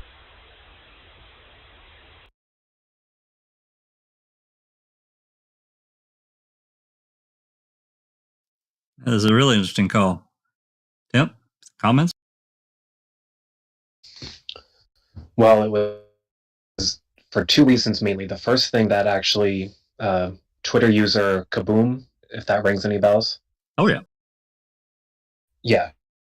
So Kaboom pointed out Uyghur's comment there that we need to find this Yonda or Jonda, because that's who Steven always gives. That's the name Steven always gives when dealing with Auto Trader, which, you know, shoots Krass's theory straight to hell that Teresa was lured to the property, because if Stephen Avery always gave the same name, and if Teresa always met with Stephen Avery, then she knew exactly who to expect when she saw that name on October 31st. I think that's pretty, you know, that pretty much settles the deal in terms of if Stephen was acting deceptively by giving the name B. Jonda. Or B. Absolutely. I agree. 100%. But we know that most of his appointments were in his own name, and that there's only the one on the 19th that has the Tom Janda name, not the B Yanda. And Tom Janda doesn't even use his own phone number. He uses Stephen Avery's landline for his appointment. So was that Yanda making the appointment in Stephen Avery's name, or was that Stephen Avery using Yanda? And how often did he use it? Then only one time before. So that's not every time. So Right. They're making assumptions there. That's right. They are. I'll read a comment here. The next comment you made, Tim. I found this call significant for one other major reason. For context, Stephen was interviewed on the November 3rd, 4th, 5th, 6th, and 9th. 4 different agencies, departments were involved with those many different interviews. Stephen mentioned Bobby leaving after Teresa in every single recorded interview we have of him. Guess which agency was the only one not to audio record their interviews with Stephen Avery. Yep. Manitowoc County Sheriff's Department, including Lieutenant Link. That's a really good notice there. Oh, also, isn't that call in one of the other playlists that you have? Because I heard that call before, and it wasn't a track. It didn't say track on it. It said the time on there. It could be in the detailed playlist. I don't know if I may have added that one. I can't remember, but I don't know if I don't think I added a time. I know the one I screwed up. I know I went this before. Yeah. Without the track number on there. Yeah, Are I these think calls they're pulling out the ones that have tracks on them? Because remember, Buting said they didn't get a disc with any time data. It just was track 1, track 2, track 3, track 4. Was that them making their copy of what they wanted to send it to? right, or by saying tracked, are you talking about the ones where Zoe labeled it track or yours where it says on the screen track? It says, yeah, and it says between the 3rd and the 12th, right? Like there is a more detailed, like we can. I think there is one that actually has the time and date on it in the dispatch calls. It wasn't labeled as just a track between these 2 dates. It had a date and a time, I think. Here's the thing, and I understand what you're saying. I'll try to explain this. So it can get confusing, and we realized this at the start. We tried to keep the confusion as least confusing as we could. Some of the calls, actually several that, as you can see, of this list that we're going through, it's to that number, that particular number, in a date range, November 3rd through November 12th. Out of that range, we're able to pick some calls. We know what we can figure out pretty much when it happened. So that's, if I put it like in the detailed key calls list and I actually list a date and a time, that's because we figured it out. Now there's been a few, we may know the date, but we don't know the time. There's been a few also, I think, that we don't really know which date it is. We just know it happened that week. So as far as what you're seeing, like this particular one we just listened to, what the Zoe or yours did when they made this video, it's going from call to call to call within that date range. So it's track 1, which means that's the first call. Track 2 is the second call, because it could be a 30 or 40 minute range of calls for that entire week that we got a recording of. It's just one recording. So she's breaking it apart, saying each one's a track. Does that make sense? Yeah, but I don't think that's what it was. Look. Okay, we can talk later. I don't want you to be confused about, because, like I said, and there are other calls that we know when it happened, because the file is labeled specifically, whether it be a telco call or a radio dispatch call, it's labeled specifically at that date and at that time. So we tried to keep that as clean and clear as we could. I wish we could make sub playlist for YouTube, but it won't let you do it. So we could divide up, like each day, all calls for the 3rd, all calls for the 4th under each header, but it won't let you do it. And I understand why they won't let you do it, because then it could really get complicated for YouTube, and it could become really messy. So anyway, all right, this next comment, this is your last comment on this one. I know 100% will leave a link. Ask Stephen who else was at home, and this is the second part. As directed to do so by Wiggert, and Stephen told Link about Bobby following Teresa off the property, just like he told every other officer who would listen. That Link chose not to report Stephen's claim because he knew it would widen the suspect pool, and Link wanted to get Stephen Avery and not Bobby Dassey. And that's a really good comment, because you're exactly right. Yeah, this bothered me, because that's one thing I always knew. Well, I knew that they never recorded their interviews with Stephen so that they could basically fuck with the facts, afterwards. But I was always wondering why, is it true that they were asking about Bobby, or did Stephen bring it up for the first time on the 5th? Because once he starts bringing it up, he doesn't stop, right? It comes up all the time in the 5th and the 6th and the 9th. And so I was a little bit surprised to see that they were specifically asked, go to talk to Stephen and say who else was home. Because, of course, Stephen would have said Bobby was home. Absolutely. Oh, but he left immediately after Teresa. And we know from a Castle report that there's a mention of Lank bringing up some information about Jody, claiming that Bobby had contact with Teresa. So that Castle report proves that probably Lank did hear this from Stephen and chose not to report it, but did apparently more investigation into this matter if he knew that Jody had made comments about it. So it's just another example of them doing investigation and not telling us about it, because probably they don't want us to know. Bobby's name doesn't come up once in Manitowoc County's report. That's right. That's a very interesting comment. Okay, I found it. It's on the Teleco channel on the 4th at 9:37 a.m. So what that means is that this particular call that you're talking about was not only recorded in that date range, it was also recorded individually, and it's labeled that way. That's why that's like that, which is good. I mean, we know. I mean, that drives it right down right there, and that's perfect. Okay, just thought I heard it before. Yeah, I should have said too. We kind of know that this call is on the 4th because, or we can assume that this call is on the 4th because we know that Lank interviewed Stephen on the 4th. He just is leaving a bunch of stuff out. Right. Okay.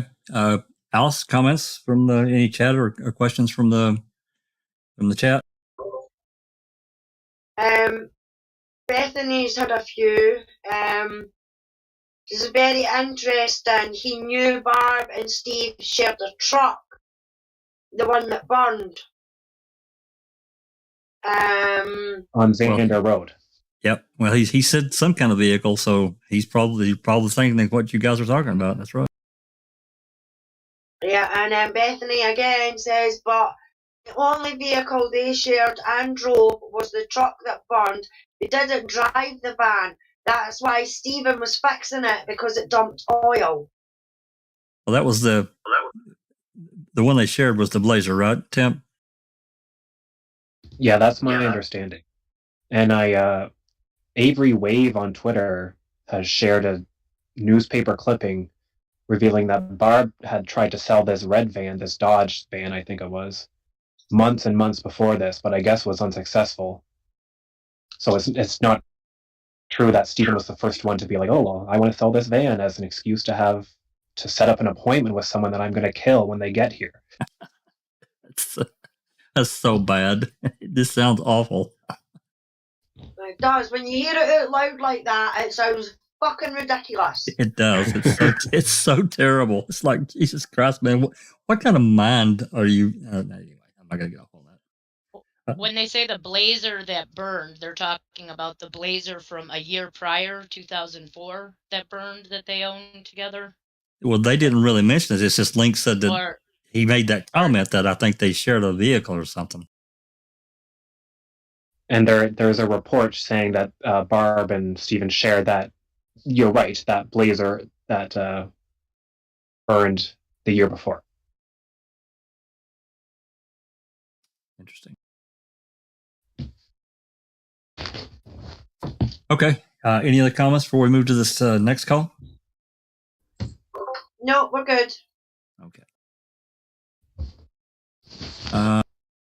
Yeah, okay. So this next call is keeping tabs on Stephen's whereabouts for Tom and Mark. This is a really interesting call here. And I'll read out some of this. MCSD Officer Jacobs, on behalf of Calumet County, John Dettering, inquires about when Stephen had visited Jody in the past few days. Now, you're going to hear this. Jacobs calls the jail and then talking to the jailer. Presumably, this call took place on November 4th, like the vast majority from this post. But I'm not positive on that. I kind of tend to agree with you because we know other calls where Jody's complaining, he's not there. And anyway, we're going to get into that. A female says October 31 was the last scheduled visitation day, but notes it was reported Stephen instead came to pick up Jody on November 1 at 7:06 p.m. Jacobs was apparently stunned to learn Stephen was taking Jody to fulfill her probationary responsibilities while they were on the phone. So we're going to hear this, and you can definitely hear it in his voice. So let's take a peek here.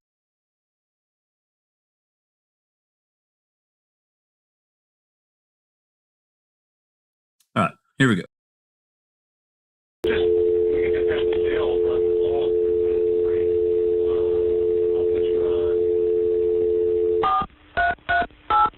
And then I'll finish going through the Averys.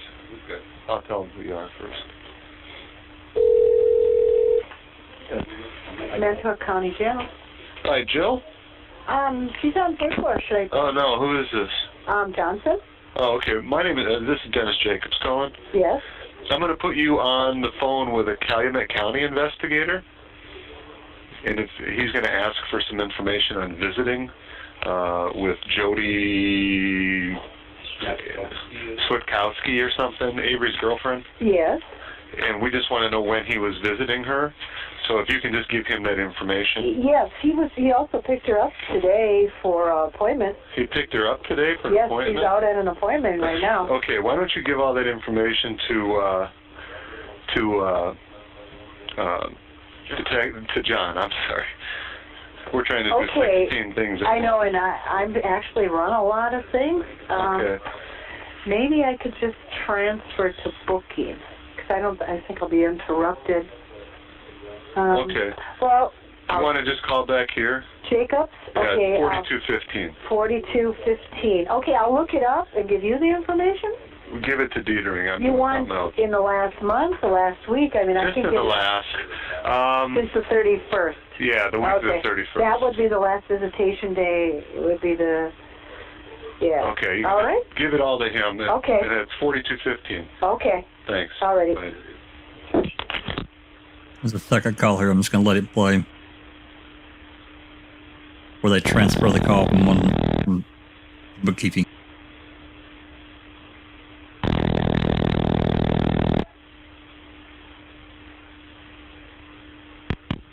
Jacobs. Mr. Jacobs, looks like we got Mr. Avery here visiting on November 1st. Okay. 7:06 p.m. and he took her out today for an appointment. All right. What time is she due back?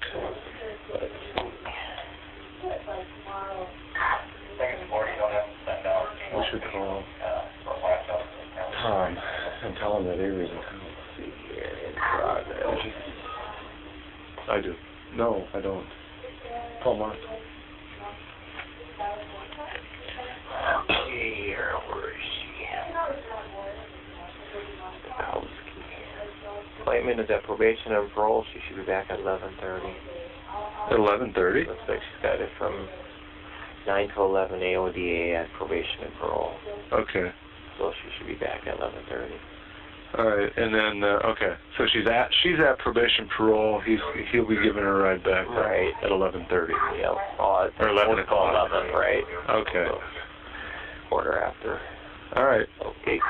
Thank you. Sure, bye. Bye. Jerry.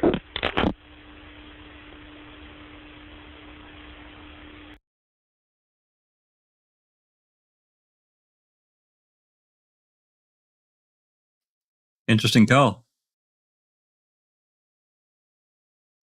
We should call Mark or Tom or. Shall you hear that comment? Yeah, it was. Well, we should call Mark. You know what? What the hell?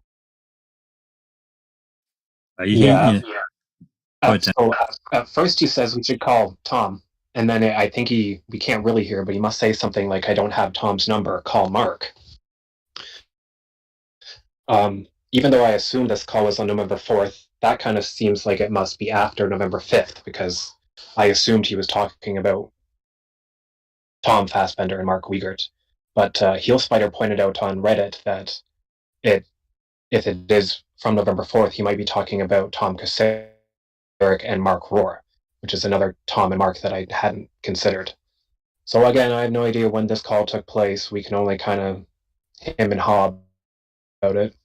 Well, they do say he's back in the area. Maybe we should tell somebody. So to me, I think it's after the 6th, because we know that they were questioning him up in Crivets on the 5th and the 6th, which means he wouldn't have been in town. But them stating that he's back in town makes me think like he's back from Crivets. Possible. That's the best explanation I've heard, frankly. Yeah, I don't know. I have no idea when to look for when Jody would have been taken to her appointments, or if there's even a record of that, or if Steven mentions doing it. I could go through his statements again. What wasn't her point? Just don't remember him. On Tuesdays, doesn't she make some statement about that? They let her out on Tuesdays. It was always on Tuesdays to do her probation shit. It was like In the evening time, he went and picked her up. Blah blah blah. Yeah. And the last time was November 1st, which would have been the Tuesday prior, possibly. So maybe it's, what would that make that, the 9th, the 8th? 8th of the 9th, yeah. And he's back in town, and they pick him up and take him to jail that day. Yeah. But hold on, didn't Stephen go and send Jody $50? He did it. I don't know. He did it on one day. He dropped off some money. Yeah. Yeah. But does that mean he visited her, or did he That just the thing is, this could well be November the 1st, because the 31st, correct me if I'm wrong, that's Monday, and then he was I think he went to go and see Jody and gave her $50, which could have been the Tuesday. That was the November the 1st. mentions it in the third call that he would be there to drop off $50 to her on the 3rd. We just Yeah. Jerry and I just So listened to that. the point I'm getting at, it could well be the week before he went to Crivets. But the week before he went to Crivets is the 1st, and he says that he was there on the 1st. So we know it's not the 1st because he's saying that's when he was there. So it's sometime after the 1st and after he got back from Crivets, it sounds like. Yeah, I mean, they said he's back in town, so it kind of it kind of leads off to say, well, he's back from Crivets because I'm sure they knew that they were gone up there. So I don't know.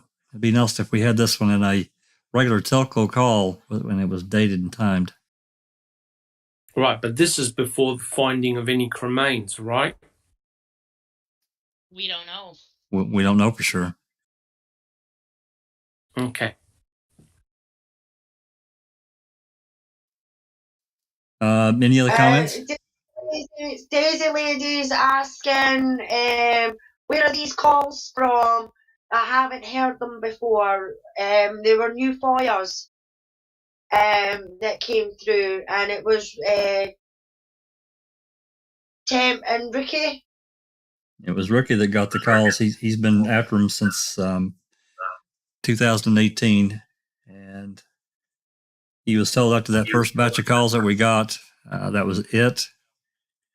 There were supposed to be 35 CDs. Well, then the records custodian that has been there for forever, he retired, and a new guy came in, and I don't know what conversations transpired, but Ricky pressed forward, and this guy comes back and says, "Hey, I found 35 CDs. What do you need?" Of course, a lot of them we already had.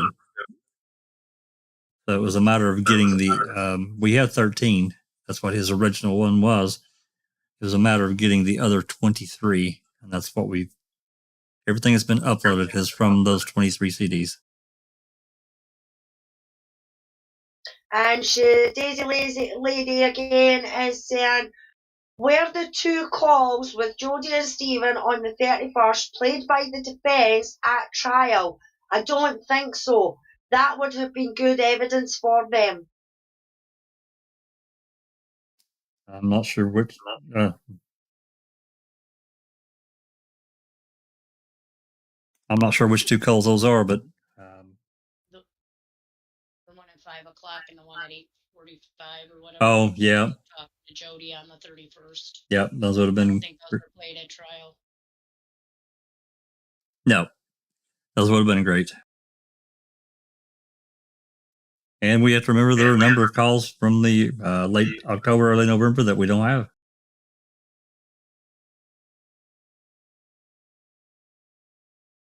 Okay. Anything else?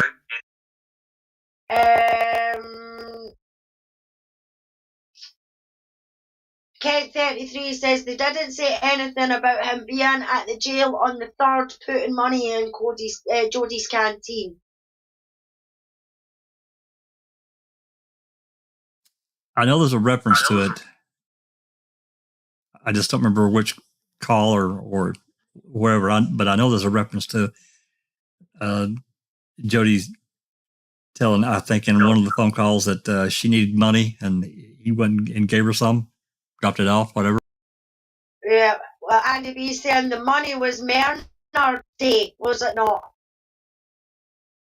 The money was what? The day they went to Menards.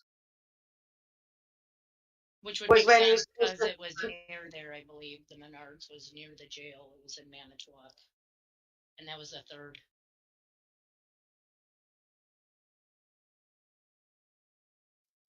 I don't remember.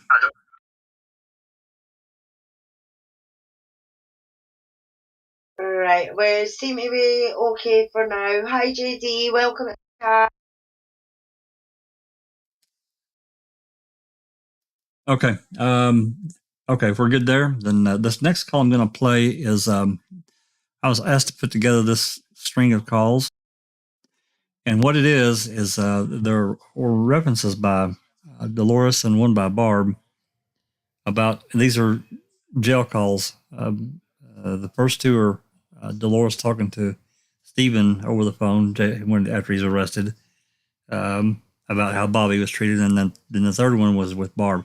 This is a short string of calls, but I think it's interesting. So let me cue that up, and we'll play that before we get into this next post. Temptedious made.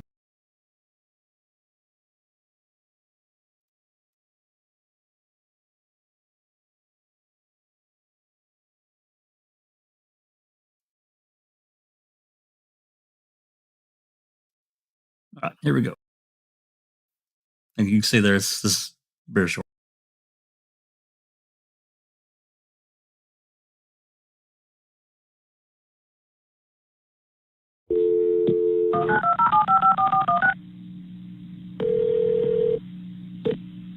This is a public communication services collect call from Steve. An inmate at the Calumet County Jail. The use of three-way or call waiting will disconnect the call. This call will be monitored and recorded. To accept this call, dial 5 now. Hello? Stevie? Yeah? Okay, dear, here's your mom. Yeah, okay. Hello? Oh, you're still there? Well, yeah. Oh. Give me a pizza now when you feel it. They really questioned Bobby. Yeah? Oh, yeah, that was just terrible, he said. Well, at least the FBI is on here. Huh? At least the FBI is working now. Yeah.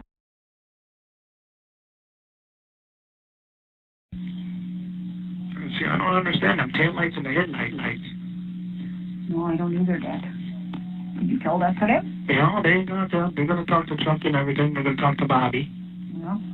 Because Bobby was there when she came in. Oh, poor Bobby. Boy, he's been tortured. Oh. Yeah. Yeah. I can imagine. That's something else. Well, yeah, I feel sorry for all of them. Huh? I said I feel sorry for all of them. Everybody. We shouldn't have to go through all of this. Yeah, that's the first time he ever went through that. Yeah. Brian, I don't know what they did with him. They didn't bother his car. No? No. What it's all, whatever that is. Yeah. And I don't know, I don't think they bothered Corey's room either. Yeah. What's up? This call is from the Calumet. How are you doing? This call is from the Calumet County Jail. This call may be monitored or recorded. Could go better. Yeah. Yeah. Instead of this goddamn evidence. Huh? Instead of this goddamn evidence. Yeah. Yeah. Yeah, I don't know. So they hit Bobby pretty good, huh? Yeah? He doesn't even want to come home. No. No. Yeah, who would? No. So they tore up that house is pretty good, huh? Yeah.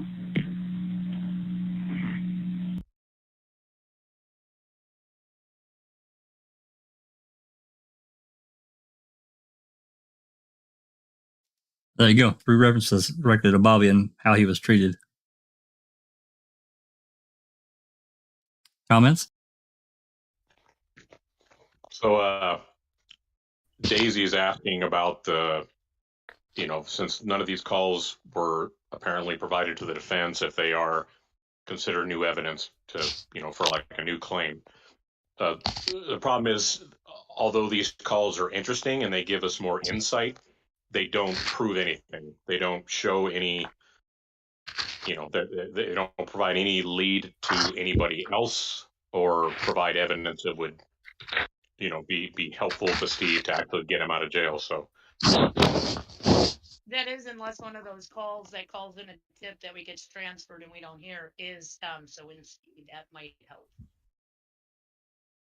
Because then his claim seems more viable, in my opinion, if he can prove he actually called there that week. Well, it'd give his declaration or his affidavit some teeth, but without it, it doesn't really. It's not really much good for me. I want to see something with it. So,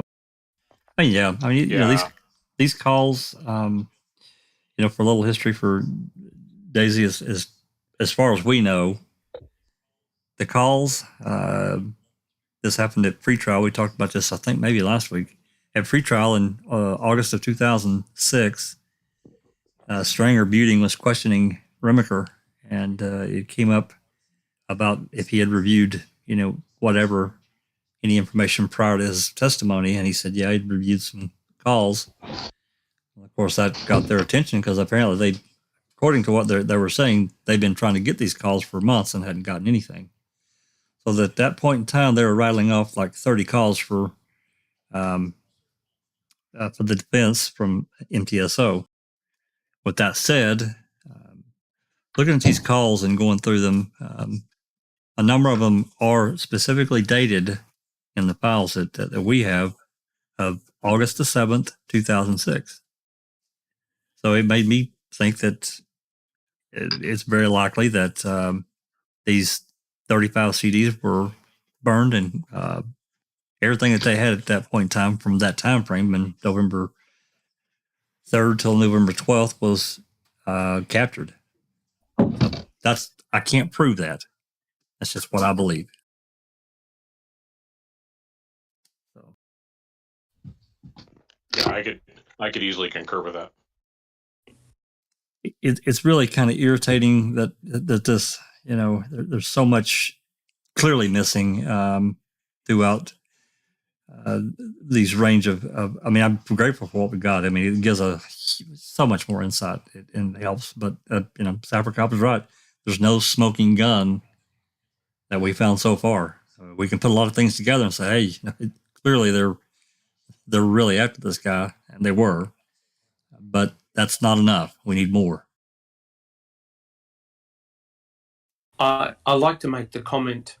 It's very interesting that the pressure, I could imagine the immense pressure on Bobby Dassey right from a very early stage. And I agree with some of the comments. It's either you or Stephen. It's up to you. You're going to cooperate with us. So one can imagine the enormous amount of pressure on the head of Bobby Dassey. It would have been a very unenviable position to be in. Terrible, actually. Yeah, I agree. If you remember what Ken Kratt said in court, he goes, the last person to see Teresa Halbach alive was Bobby Dassey, right? Bobby Dassey. Somehow it says that I've timed out Daisy. I didn't time anybody out. What the hell's going on here? Yeah, I just noticed all of her messages are gone.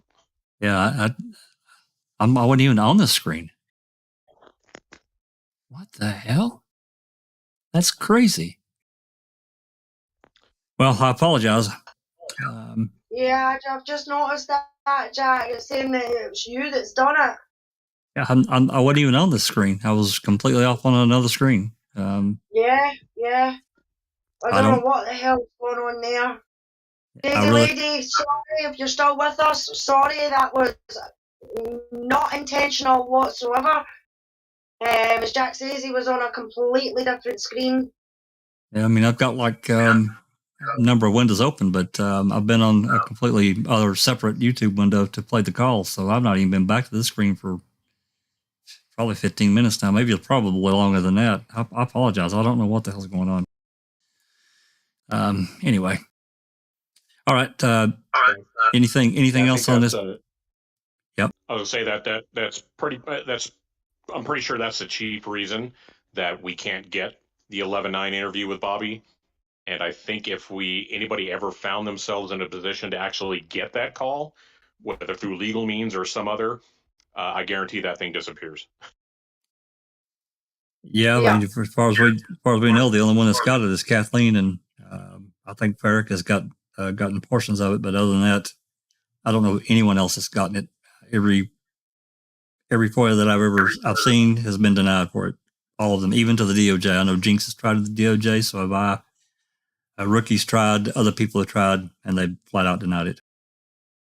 Yeah, Cherie's just joined us in chat, so welcome, Cherie. Nice to see you. She says, hi, everyone.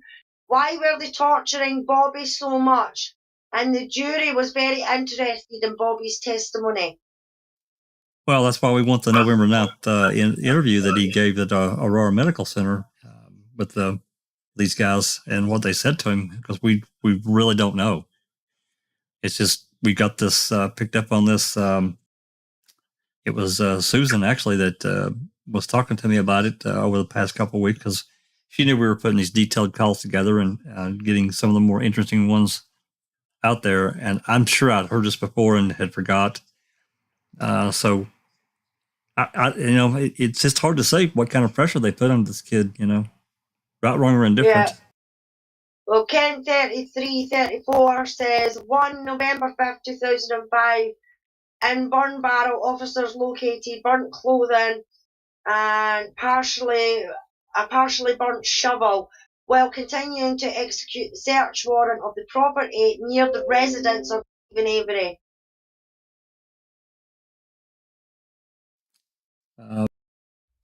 Yeah, there was a burnt shovel. I don't remember about the clothing, but yeah, they definitely found a burnt shovel. I think overall we talked about this a few weeks ago, that Cuss Road, time we were talking about Cuss Road, there are at least 2 or 3 shovels involved in this. Yeah, and number 2. He's quoting from something, but I don't know what he's quoting from. Clearly a report. I see. I've got I see now. I'm looking at the comments on my phone here, because I'm not on that screen. Daisy lady says, I'm still here, no problem. I think maybe I'm speaking too much. Truth, and they're hacking in on here.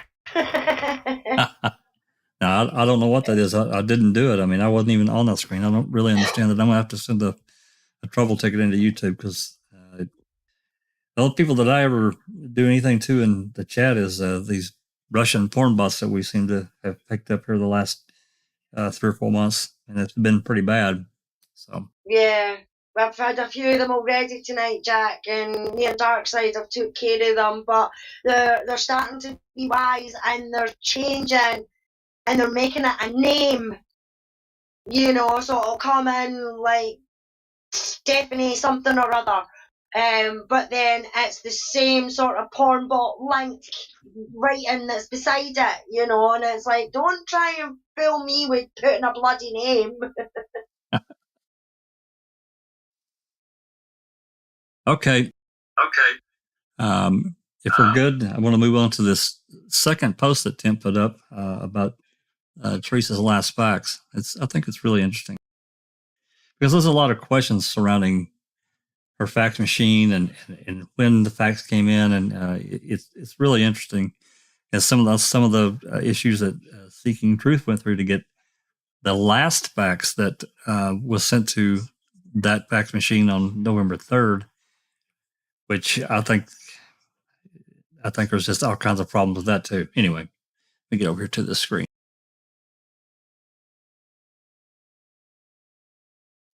Okay.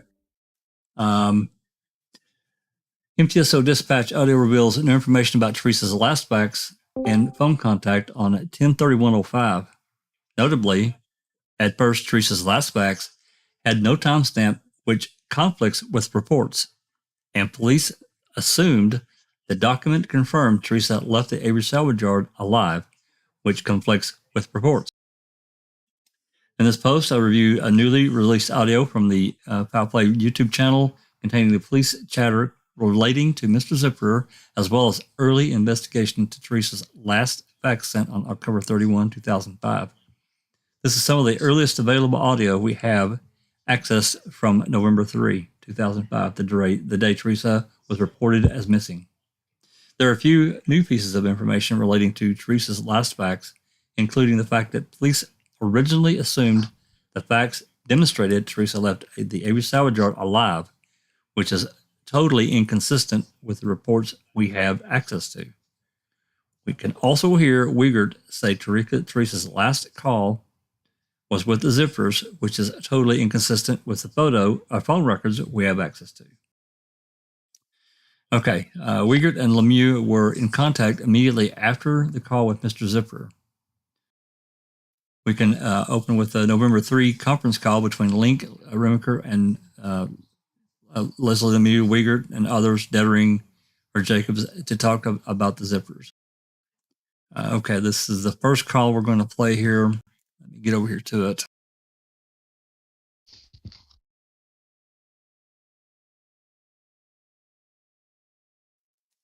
Again, all these calls are listed in that Word document that I put in the video description. So let me copy this.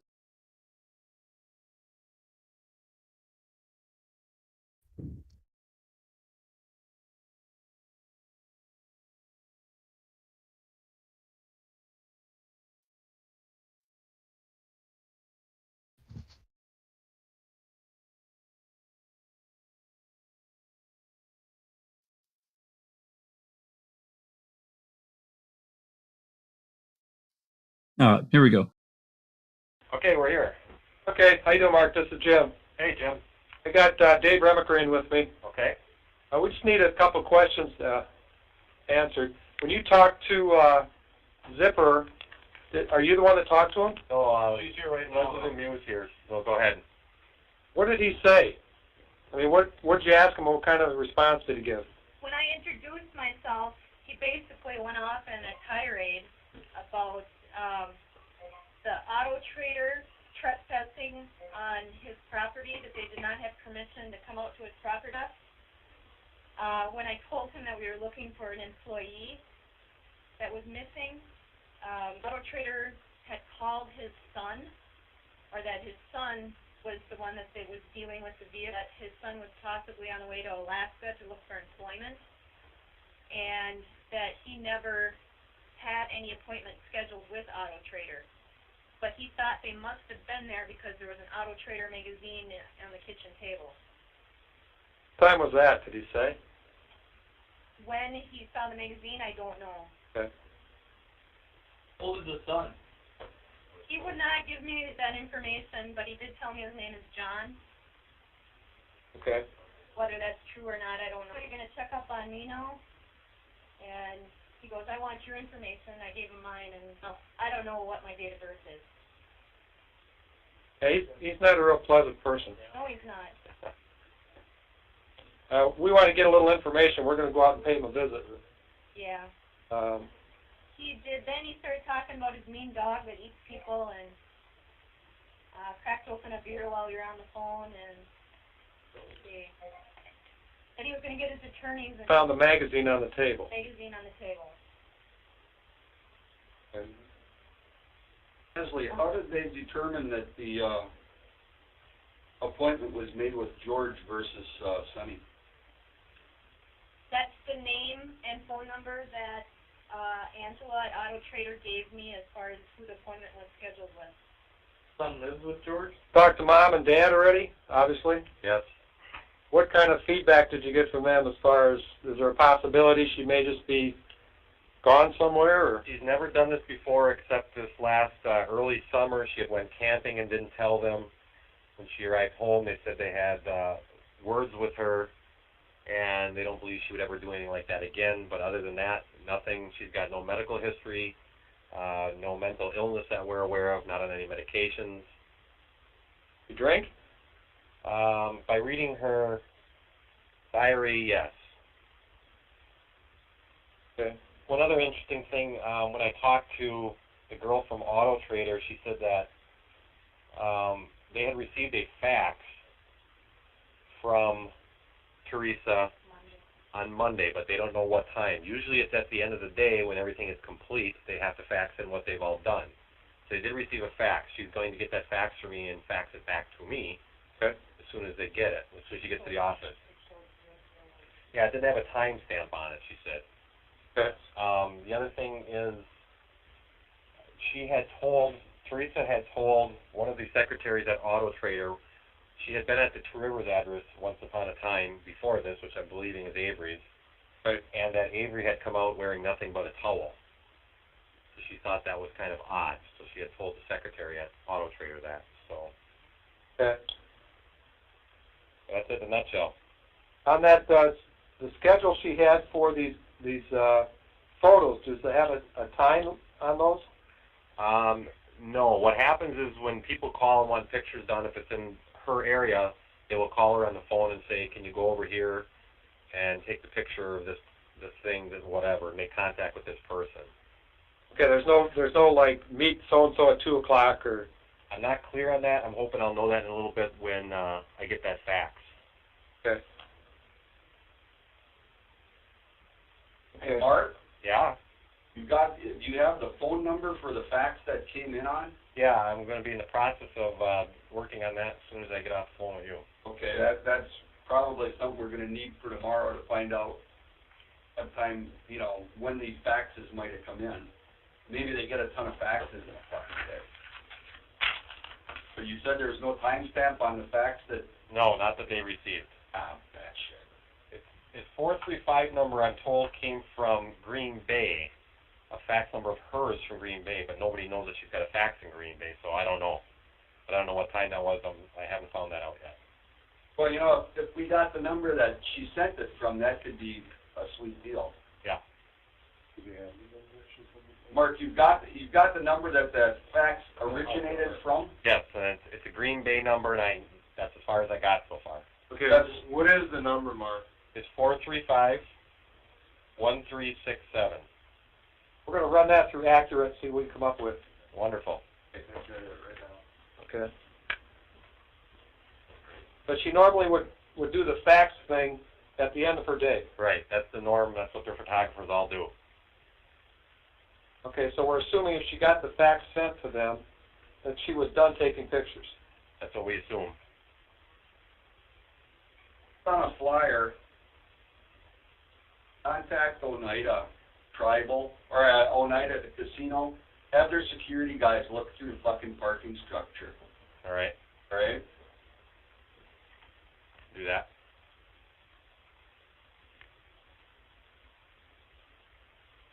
What else to think? Well, we got to kind of try to pin it down. If she had all her assignments done and faxed it in, then we can assume that she's probably not at either address that she visited here. If you want to assume anything. Well, yeah, if we can determine that, I don't know. We'll see when we get that fax. Is that coming tonight yet? Or? Yeah, she went over to the office. She said it'd be about 15 minutes, which is about 10 minutes ago. So hopefully the next 5 minutes or so, she's going to call me and then fax it. Okay. Perfect. We don't know if that fax was the night before or the night after. We don't have a time. I don't know about the date stamp. I don't know if the time isn't on there, though, what she told me. Okay. But it's a sure thing that she wouldn't do it if she wasn't completed with her day. That's what the boss there tells me. Okay. Well, we'd know from that fax, we'd know that's how she gets paid, correct? Off the fax stuff? Well, what they do is they take the photos and then they fax a sheet in at the end of the day of everything they've done. So assuming that's how they keep track of them. Okay, so it would be safe to say she wouldn't want to short herself, so if she got everything done at the end of the day, fax that in at the end of the day, the only fly in the ointment is, well, they know they received it on the 31st, right?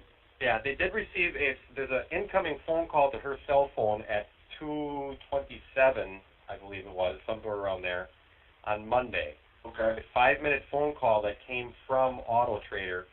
And talking to the lady from Auto Trader, she said a lot of times what we'll do is we'll call them if we get another assignment, or if they haven't shown up for an assignment, we'll call them and see what's up. And a lot of times if they don't answer their cell phone, they'll just leave it on the voicemail. So she thinks it's probably just a voicemail message that she received. But she won't know that till tomorrow. Okay. Homer said there's like on my zipper in the car in the driveway. Okay. He's home. Oh. Haven't come in. Yeah, kill the dog. We're getting ready to go out and talk to Mr. Zipper again. Great. He might be a little more cooperative. Huh? Yeah. Probably. He may not believe us, in which case, yeah, that's good. All right, when I get that fax or when I talk to the lady, I'll call John back on his cell phone and let him know what we can learn from that fax. Okay, Mark, incidentally, we've tried to get DCI to ping the phone with no results. Its phone's turned off. Okay. That's interesting. Yeah, well, they probably wouldn't be able to do it anyway, just because of the cellular equipment, singular equipment. All right. Could she have no boyfriends or? No boyfriends. She's got a lot of friends in Green Bay. No boyfriends, though, that anybody's aware of. Never missed work before? not that we know of. She works, she does the stuff for Auto Trader, and then she's also a freelance photographer.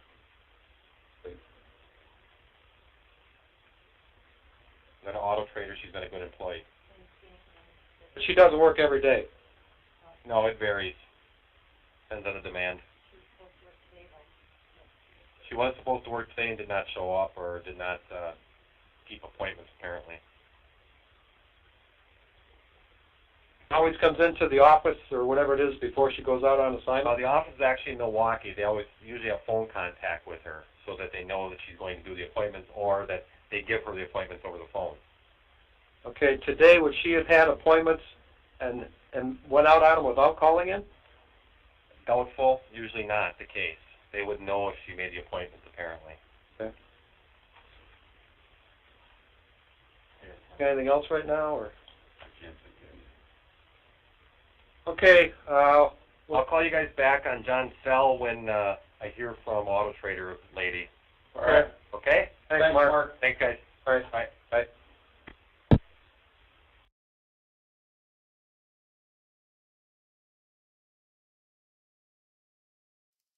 There's a whole lot there to unpack. I can tell you that. Number one, I don't know if you guys caught it, and I'm sure that you probably did, but they're referring to Jason Zipperer. Number one is John, and as George's son, and it's not his son, it's his grandson. Y'all caught that, right? Well, Yes. they refer to him as the son quite a bit, and Yeah. that whole thing about Alaska, that's all in, I believe that was Leslie Lemieux that they were talking to. That's her report, I believe. That's what she says. And it's not his son, it's his grandson. Right. Yeah, and clearly he's, you could hear it in her voice that he's not a very pleasant guy, and you could tell from the reports that we do have that that was definitely important. Tim, thoughts? You've got some things written down here. You want to go? Yeah, one thing I'll say that's not included in the post, I wasn't going to bring it up until later, but he actually mentions it right here.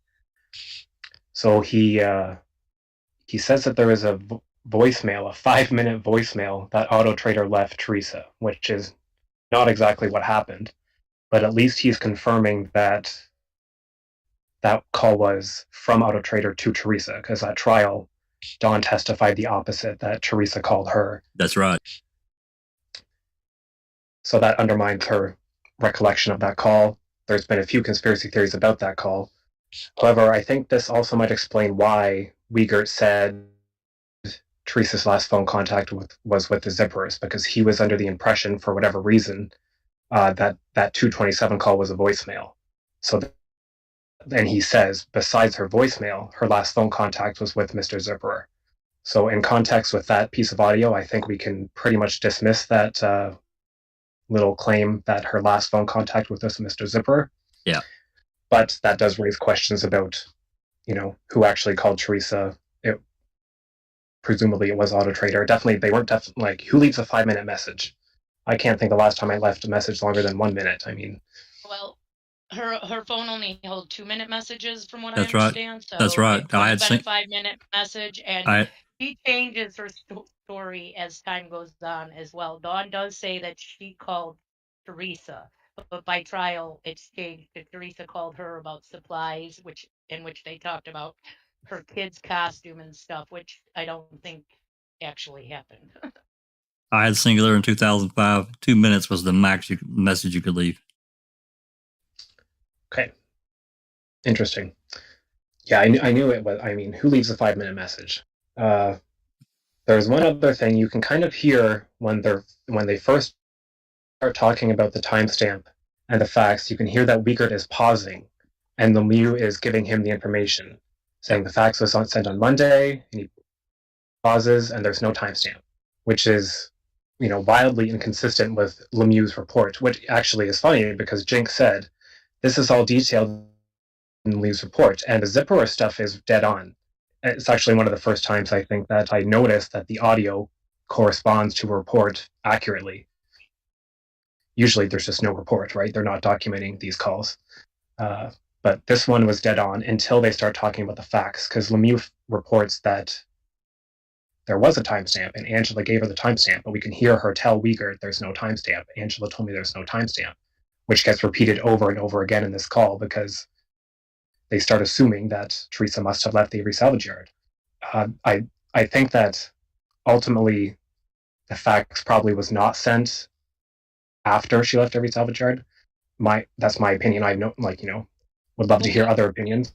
We know the fax was sent at, according to the fax, at 1300 hours, right? Which was, they do a test fax 2 days after this call. This has to be the 3rd. So they do that test fax from her machine at 8:50 to 8:52. They're calling dispatch at Calumet County. They're at her house. It's Deirdre and Pagel. This is right before Pam arrives at the house to take her camera and her directions. Hagel and Deirdre are there.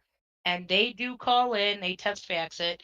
And what you find out is the fax that she sent was supposedly sent very early in the morning on the 5th before her appointments, right? It's supposed to be midnight, right? At 13 minutes after midnight. But you'll see on her actual records that Seeking Truth for Good got for her long distance, that call was faxed to them at about 11:13, 11:16. But they also do that test fax, which shows the fax machine was 11 hours off. So the fax they're talking about, she did fax them on Monday before she went to her appointments. She faxed them that reschedule for Schmitz. That's what right. she faxed.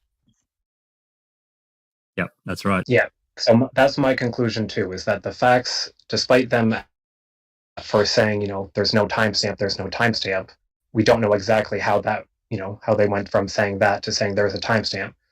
But essentially, yes, they went from saying no timestamp to we know that it was sent before she left on her day.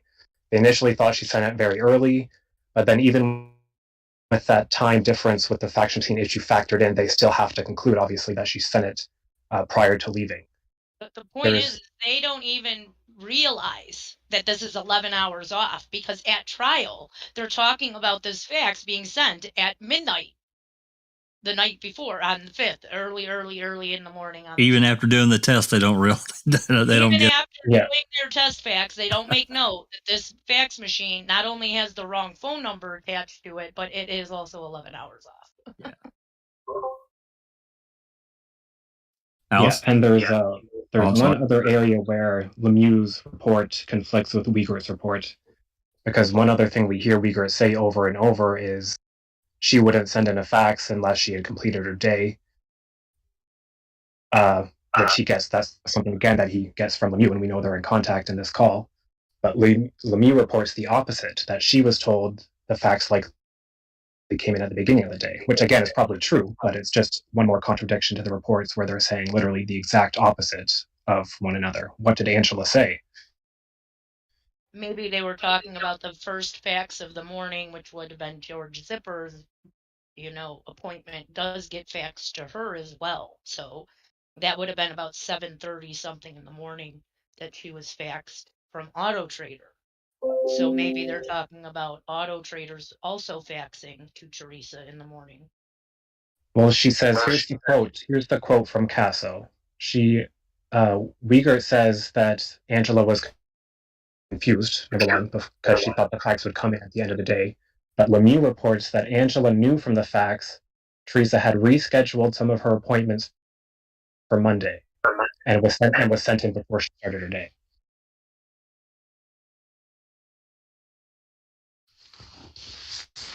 Yeah, they really hose all that up. And we can also tell this is a third because they were going to see Zipper, because you could hear him say we're going to talk to him right now. They're towards the end of that call. And you can also hear them say, we're going to kill the dog. Yeah, I heard that. Yeah, Daisy Lady in chat says, I think that the audio is saying that she left Avery Auto Salvage Yard and went to Zipper's would have also been very good evidence at trial.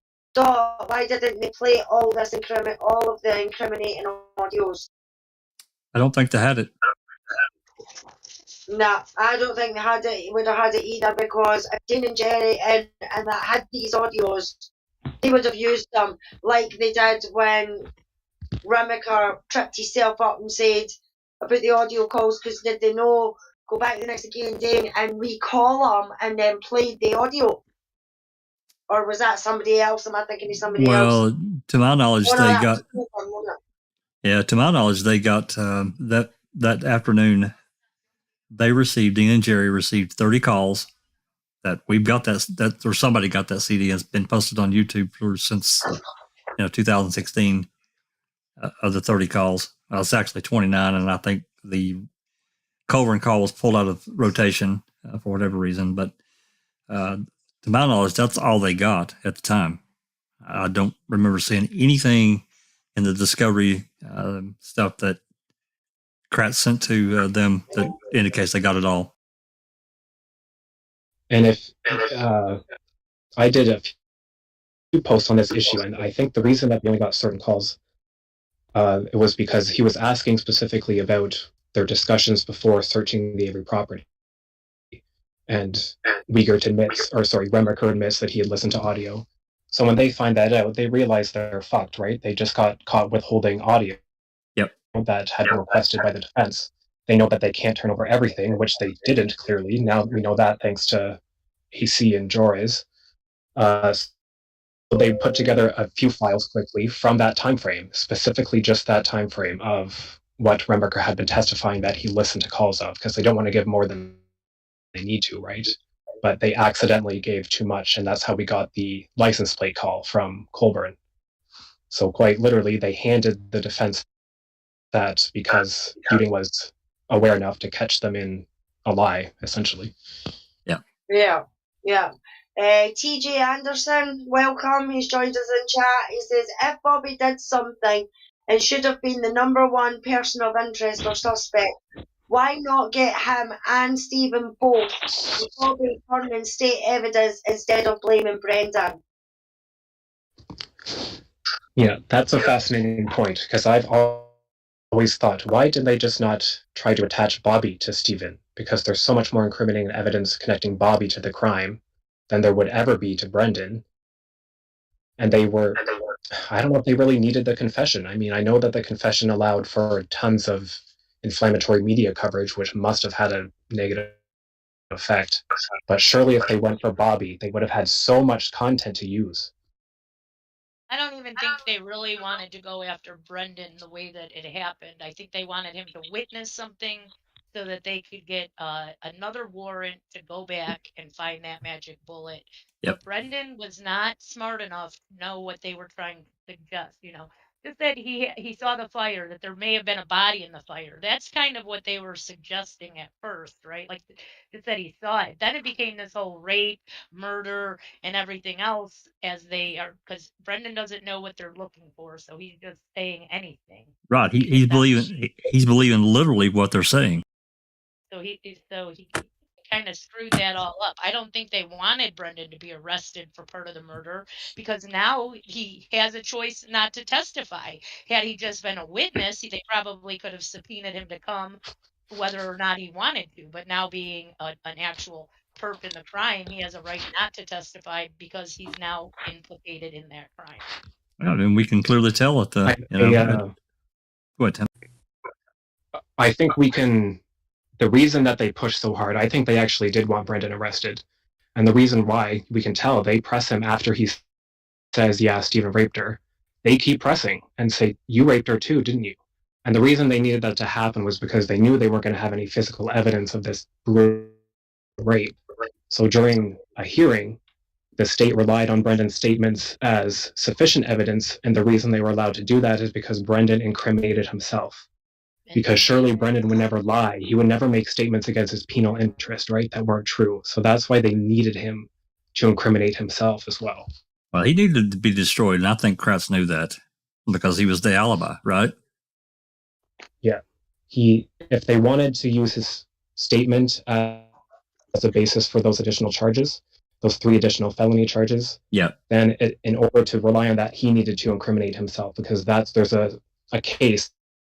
I'm not sure which it is. I can look it up here if we really need to, but a case that says when people make statements against their own penal interests, they can be relied upon because, false confessions are not a thing, I guess, in Wisconsin. Yeah, I mean, you could. Sherry, sorry, Jack. Sherry Lynn says at Jack61, Coburn talks to Dieter during that call on another line and says he's at Zips. Yeah, I think I've heard. Yeah, I think I've heard that. If she can find that call, it'd be nice to have that. That's the call where Remaker goes, "Did you call in those plates yet?" That's that same call. Okay, yeah, I've definitely heard it. If she can remember where that call at, it'd be nice to put in the detailed list so we can It's check it on out. Teleco channel at 9:21 p.m. on the 3rd. And then Coburn calls in the plates at 9:22 right after that call. Gotcha. There you go. And by the way, the call about them asking about Jody and when he was there and picking her up, that was the 8th between 9:47 a.m. and 10 a.m. Did you find a telco call? Yeah, I put it in the open mic text for you. Perfect. Thank you very much. Yep. Oh. Okay. Yeah. And there's more. There's so much in this conference call, and that's kind of just why I just let it play because there's so much there. Maybe I could have paused it and we could have broke it down a little bit more, but I think that maybe save that for another time for a more thorough breakdown because there's so much in there. I'm trying to think. There was something else that it slipped right through my mind here. The facts. And we're not into this part of it yet. And, maybe later on we can talk about it. Maybe just do something totally in the open mic about the facts. And this is what Seeking Truth had done. And this is based on what's her long distance call in MCI or whatever. Based on the call on the 3rd to Teresa Spax, she estimated that there would be 5 pages. And what they sent her was 3. And she tried to argue with, I guess, with Calumet County, but that was like arguing with a brick wall. They said that's all there is. But I can't remember exactly what the minutes were, but it was something like 4 minutes or close to 5 that it ran. So that, to me, that was really more than 3 pages. And I think that's what she got. Anyway, just thought I would throw that in there. Okay. Anything else about that particular call? Just a couple of comments. Why didn't the state make a strong case, as Bobby Dassey being a potential co-conspirator?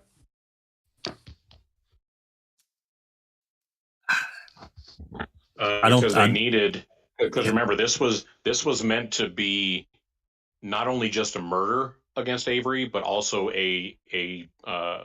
have the sexual piece to it.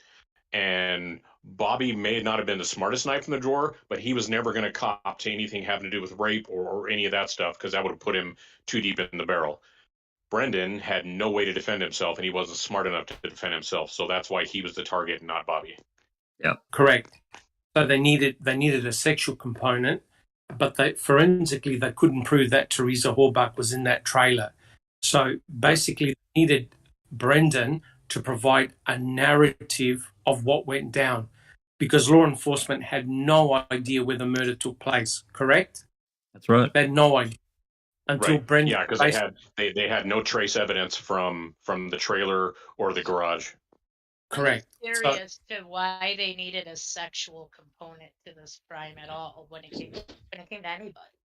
I think it's just to make it more salacious and people could stink their teeth. It was like, God, did you hear what? Because he was convicted of a rape that he didn't commit, and they probably wanted to say, "Look, he is a pervert." Still. That's right. Well, yeah, it's both those things. Adding the sexual component increases the sentencing piece, and it's also right back to them being immature and wanting him back in prison under a sexual thing because that's what he got out of the first time.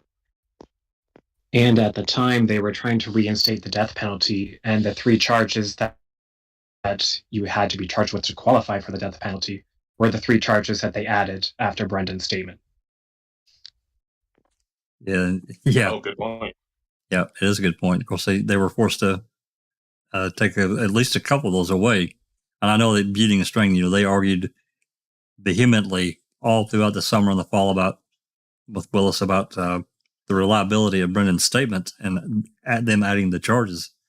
And then ultimately they had to they removed at least 2 of them that I can recall. Maybe they removed all 3. The 2 of them for sure got removed. They did remove all 3, but they removed 2 prior to trial, and then the false imprisonment before the jury started deliberating, because they only introduced the handcuffs that didn't even have Teresa's DNA on them. So the judge said no, sorry. Yeah, I remember that now. Thank you. And remember what Kratz, the way he approached it in trial, that Stephen Avery had lured Teresa Halbach to the property. So when you then add the sexual component to it, it makes the case against Stephen much, much more stronger. And then when Brendan Dassey gave that narrative of what they did, and Ken Kratz used it as part of his press conference, you can see seeding of the image of Stephen Avery's character. So basically what they were trying to do is to demonize him. So all the potential crimes he had convicted against Teresa Halbach was as serious as it got. Well, sure. I mean, you could tell. I mean, he did that press conference with intent to take the jury pool. I don't care what he says. There was no other reason for him to do it the way he did it. Correct. And there's an interesting moment in season 1 where Beauty and Strang are talking about how it was kind of a smooth move of Kratz to do that press conference and then drop Brendan and drop those charges, because the jury, of course, heard everything, right? I think there might have been a few people that said they didn't know about Brendan's statements, but most of them did. And the problem that they had was they couldn't refute any of it, really, without introducing Brendan's statement themselves. And so they talk about it in the documentary a bit, what they're going to do with Fassbender. And then it cuts to Fassbender, and they're asking Fassbender about what happened in this investigation in March 1st and 2nd.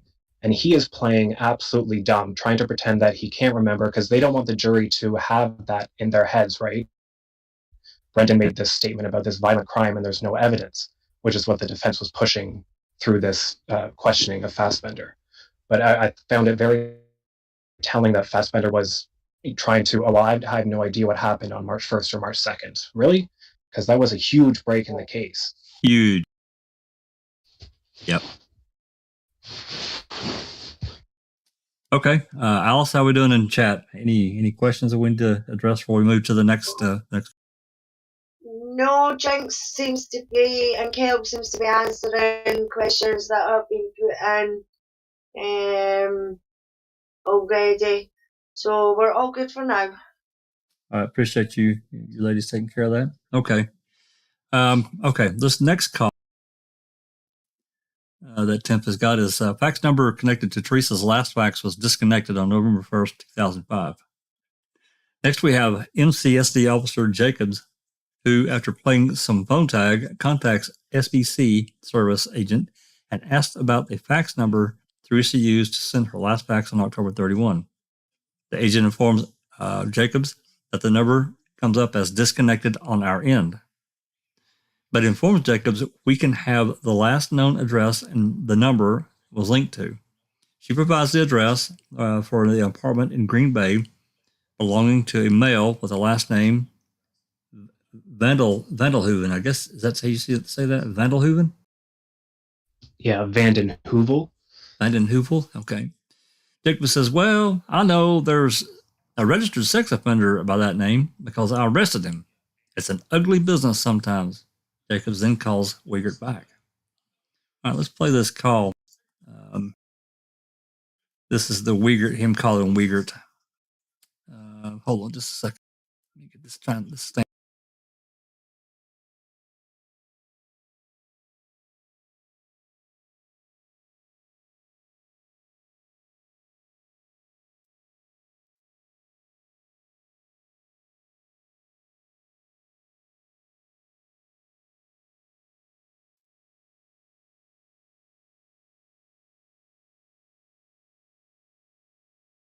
Okay, here we go.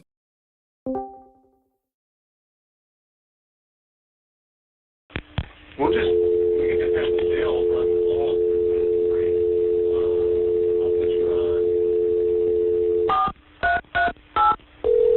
finish going through the Averys.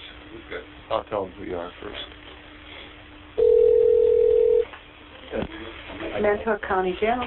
Hi, Jill? She's on paperwork. Should I? Oh, no. Who is this? Johnson? Oh, okay. My name is, this is Dennis Jacobs calling. Yes. So I'm going to put you on the phone with a Calumet County investigator. And he's going to ask for some information on visiting with Jody. Whoops, that's the wrong call. I apologize.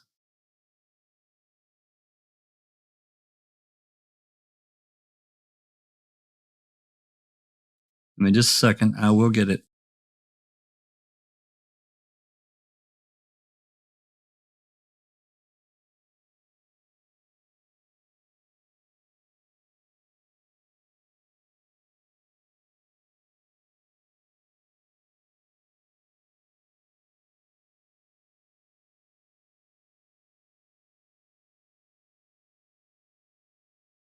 This should be it.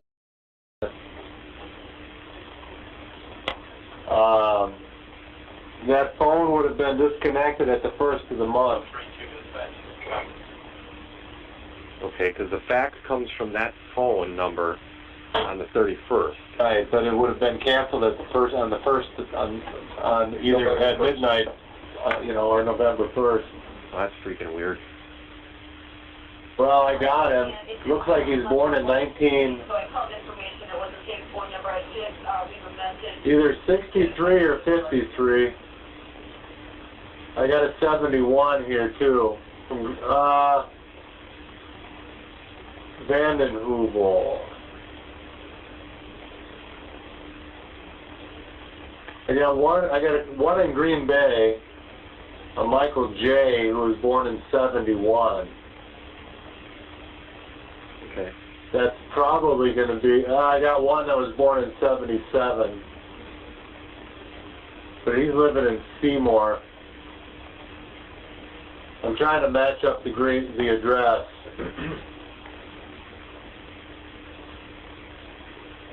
Well, the way it looks from Auto Trader, she faxed her last stuff in on the 31st at 12:13 a.m. I believe. It's a 0013 from the beginning at 12:13 a.m.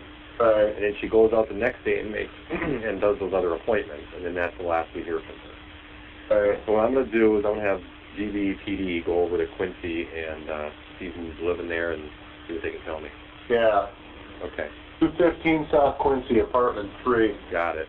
But if the phone got disconnected on the 1st, he might have also moved out. Yeah, that's very possible. I'll do some checking on that end. Mark, do the parents know any of her friends by name? None of them. She's got a lot of friends from when she went to college in Green Bay. The parents don't know really any of them, is what they told me. Well, we got one here. Let me give you the information I have, because he's probably the most likely one, I would think. His middle initial is J. John. Okay. And DOB is 0415 of 77. Okay. That's that's the youngest one of the bunch here. She was born in 80. Otherwise, our choices are 54, 44, 31, 49. Not likely, I would think. I would think not. Could be the youngest one. According to Mom and Dad, she doesn't have a boyfriend? No boyfriend that they're aware of. No. According to friends, she doesn't have a boyfriend. None of the friends have seen her, obviously, huh? No. Does she have a good friend, best friend, girlfriend? There were two of her, what I believe have been her best friends from the area here, and they haven't heard from her, seen her. Also state that they don't believe she had a boyfriend. Okay. Mark, what's your cell phone number? 418-4087. Okay. Okay, I'm going to get a hold of Green Bay and see if they can run over there and see if they can find anything else. Sounds good. I'll let you know. All right, thanks. All right. You want Mark?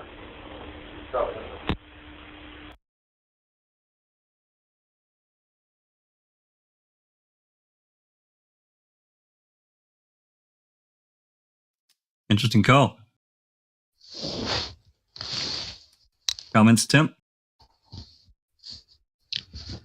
Yeah, I go back and forth, but I think this might be on one day later from the previous auto, just because Uyghur talks about going to talk to Mr. Vanderhoovel, and that happens on the 4th.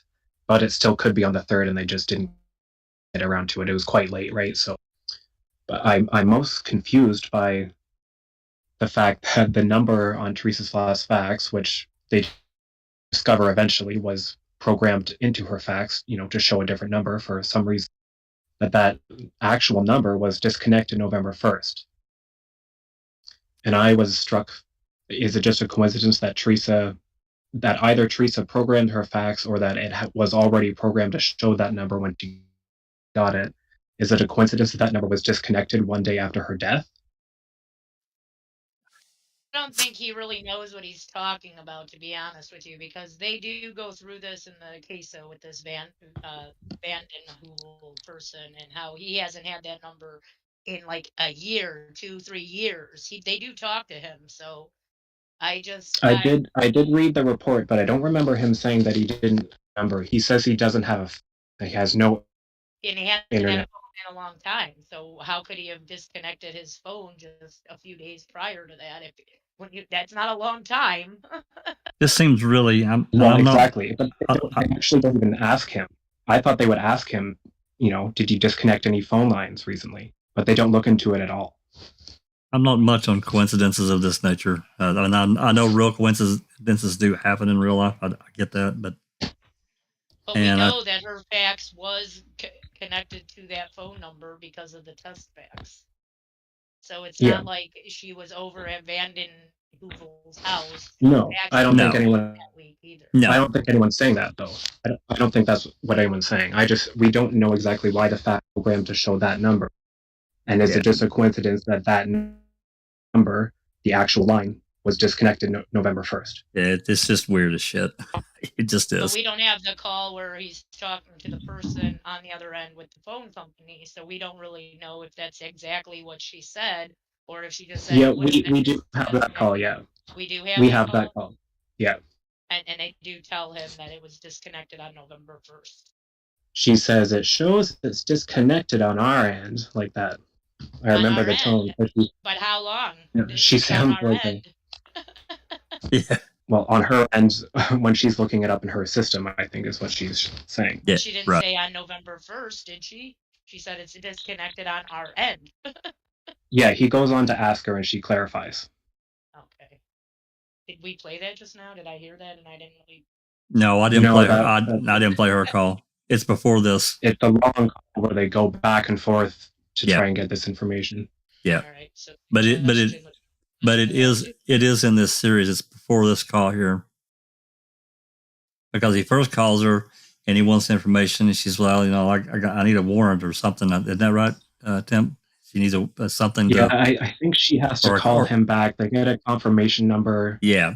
So she verifies. She calls him back, and then he has to call, and they have to call, and then he gets another. Like, it just is ridiculous. Here's my whole thing about the fax.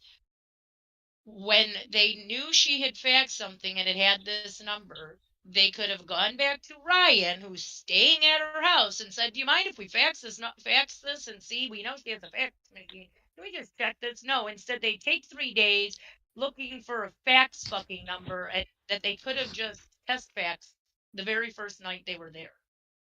I don't understand this whole thing about the whole fax thing, when literally that's what they did. They faxed it from her fax machine, saw that it was listed to this number and that it was 13 or 11 hours off.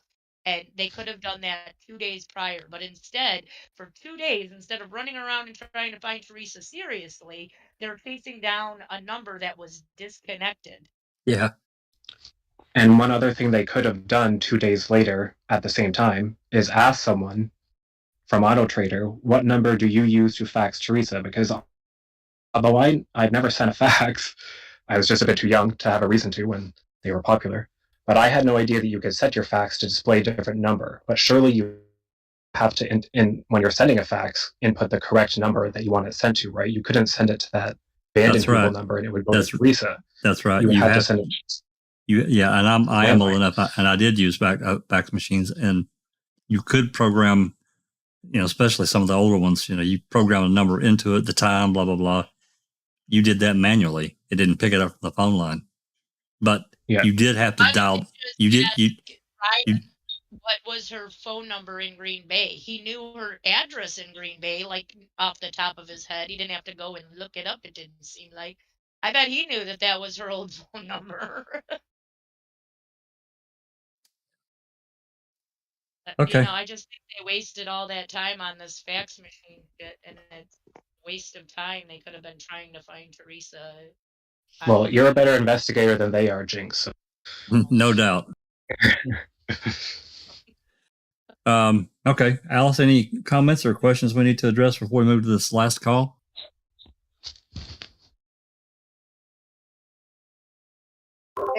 Nan's Life says, doesn't the phone number have to manually input in order to show on the fax? I don't think it just shows the number. Number fax is using. Well, way back, you could program the number you wanted into your fax machine. The one that you wanted to show up at the top edge of the fax.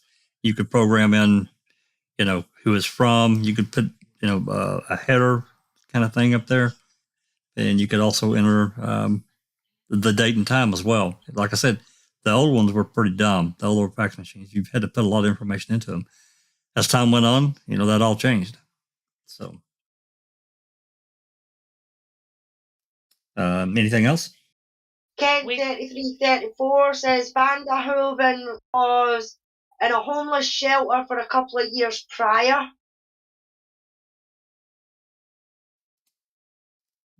Interesting. I don't really, other than what reports we have, I don't really, doesn't seem to be much there. I know there was a way back, Temp may remember it, and Jinx may remember it, some that have been around a long time. There was a thought that potentially, I'm not saying this is true, that Teresa had kept, she had basically two residences. She had kept at least part, was paying for a room or something along in somebody's apartment in Green Bay, and she would stay there sometime. That's not proven. I'm not saying it is at all. I'm just saying that was something that went around for a while back in 2016. Okay, so there was this girl that was connected to this phone number and this address over there, and Teresa's, and her name was Katie something, and then she had a friend named Katie something, which was similar to the woman that lived in Green Bay, and there was some confusion about her friend, which wasn't her friend. It was just another woman with a similar name. So there was some of that confusion. I kind of remember that whole theory, yeah. Yeah, Foghaze was the one that first approached it. I'm not sure where she exactly got it from, but I knew it grew from a kernel of something else, and we didn't have the information that we have now back then. So yeah, Daisy Lady. People to read your Reddit backwards, because when you go and you pull up a post from 2016, before we had even half the records that we have now, you're reading old posts that, a lot of us were going by what we had. Hell, we didn't have anything. We didn't have anything. It was very, very little. Like, even in the beginning, we had just screenshots from MAM, right? So, yeah. As the records came out over the past 6 years, your theories have, they evolved. So, what you thought might have been in 2016, you might find a post in 2020 or 2019 that totally disproves or continues a theory in a certain direction. So that's I suggest right. do it backwards. Alice? Daisy Lady says, I was working at an office when faxes just became a thing. As far as I know, you could not change the number it was coming from. And then Nan's Life says, right back then, I could put company name, number, and such into it manually, otherwise it would show date and time and nothing else. Interesting. And Chair Yoga for the Ageless says, did she have a boyfriend? Does Ryan Halligus count? He thinks he was. I don't know if she had a boyfriend, but I agree with that Ryan thought he could control her life, be part of her life, be in her life, even though she wanted nothing to do with him. So, well, we just know that there was an email that we got that Teresa had written to her friend that basically she said, from what I can remember, that she had noticed that Ron was kind of taking a notice on her again, and some. So, and then what's it on Ryan now. We'll be here another 3 hours. And you've also got to remember that she didn't want to go to a wedding to do photos as well because he was going to be at that wedding. That's right. That's right. So he might have been in the opinion of, oh, maybe I can get her back, sort of thing. But I think with what we know already is that Teresa was like, no chance, been there, done that, and I'm not going fucking back. Well, I mean, the September entry with the September jinx that she's talking about this Bunnell fella. Yeah, she thought she met her soulmate in Labor Day weekend. Was it in September? What's his first name? Wes Bunnell. That's right. So, but yeah, as far as we know, she didn't have a boyfriend. I mean, she had the affair with Bradley Check, and she's a young lady. I'm sure she's healthy and sexually active, and more power to her. So she had the mysterious 2 late-night calls on Saturday to Chris McKenna, who has been since arrested and charged with sexual crimes against a minor at his school. That's right. And then that call from the guy that had been convicted of murdering and released. He called her too. I don't remember his name, but Alex Quadrini. Yep, that's another one. So okay. Anything else before we move to this last call? No, we're all good. Okay. So this last header that Tim has written is Teresa's last phone contact with who now? A bit later, an unknown officer, Jacob Zedering, calls Wiegert to bounce around some idea in regards to why the fax phone line was disconnected on November 1, 2005. So let's play this call. I think I've got the link here. Let me double check. Give me just a second.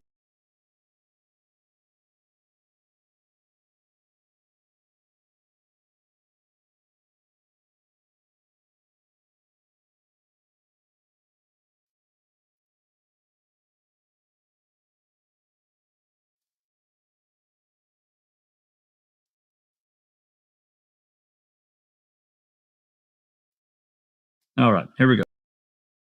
Sunday. Right. No, on Sunday. Okay. But she's seen in York County on Monday. Right.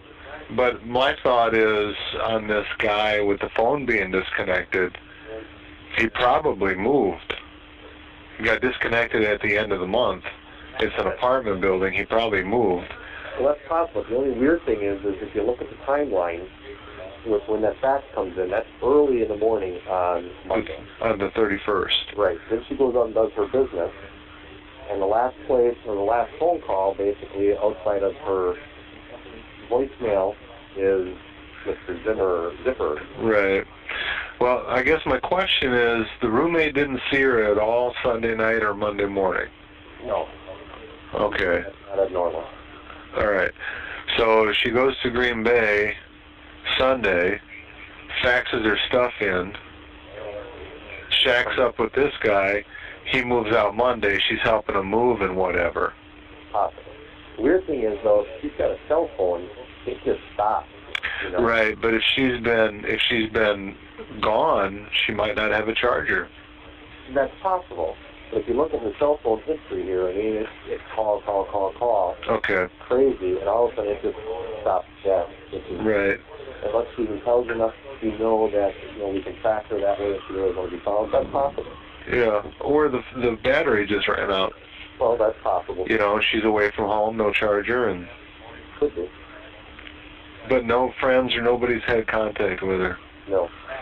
Okay. Well, she might. I mean, and it's not that far of a run, from Mishcot area to Green Bay.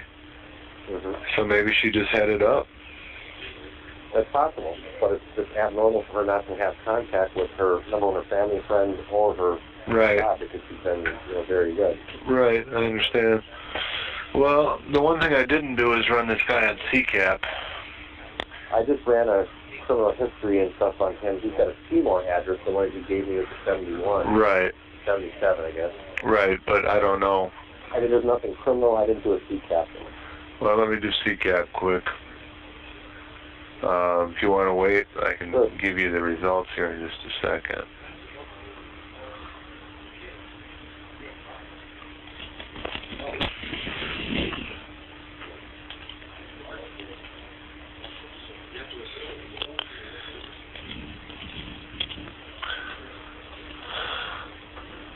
Michael J. from 71. We got a traffic.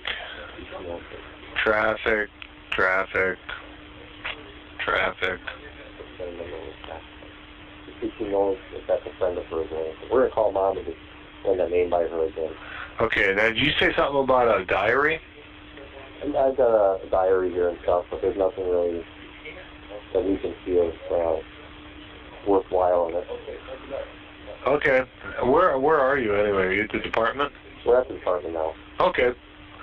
I'll keep you posted if I find anything. Thanks a lot. All right. You got a hold of Green Bay? Yeah. Okay. I'll be checking out there. All right, let us know, because I think the boys are out at Zippers right now. Yeah, I just got a call from them. They're not getting any answer still, so. Yeah. Okay. I'll let you know. All right. Thanks, Mark. Bye.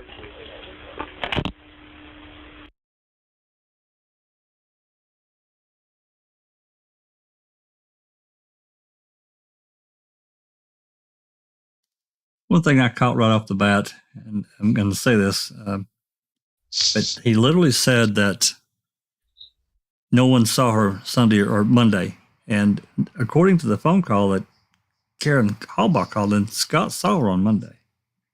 So something's not adding up here. Anybody else catch that? Yep. I caught that. He hadn't seen her even Sunday evening, he said. Yeah, and we don't really know anything about it, or very little. There was supposedly a birthday party for her grandfather on Sunday, right? On the 30th. That's correct. And she also went over by her mom's house for several hours to watch TV between 7 and 10. So maybe Definitely. it's true. Maybe he was asleep when she got home at 10:30. He worked earlier than she did, if I remember right.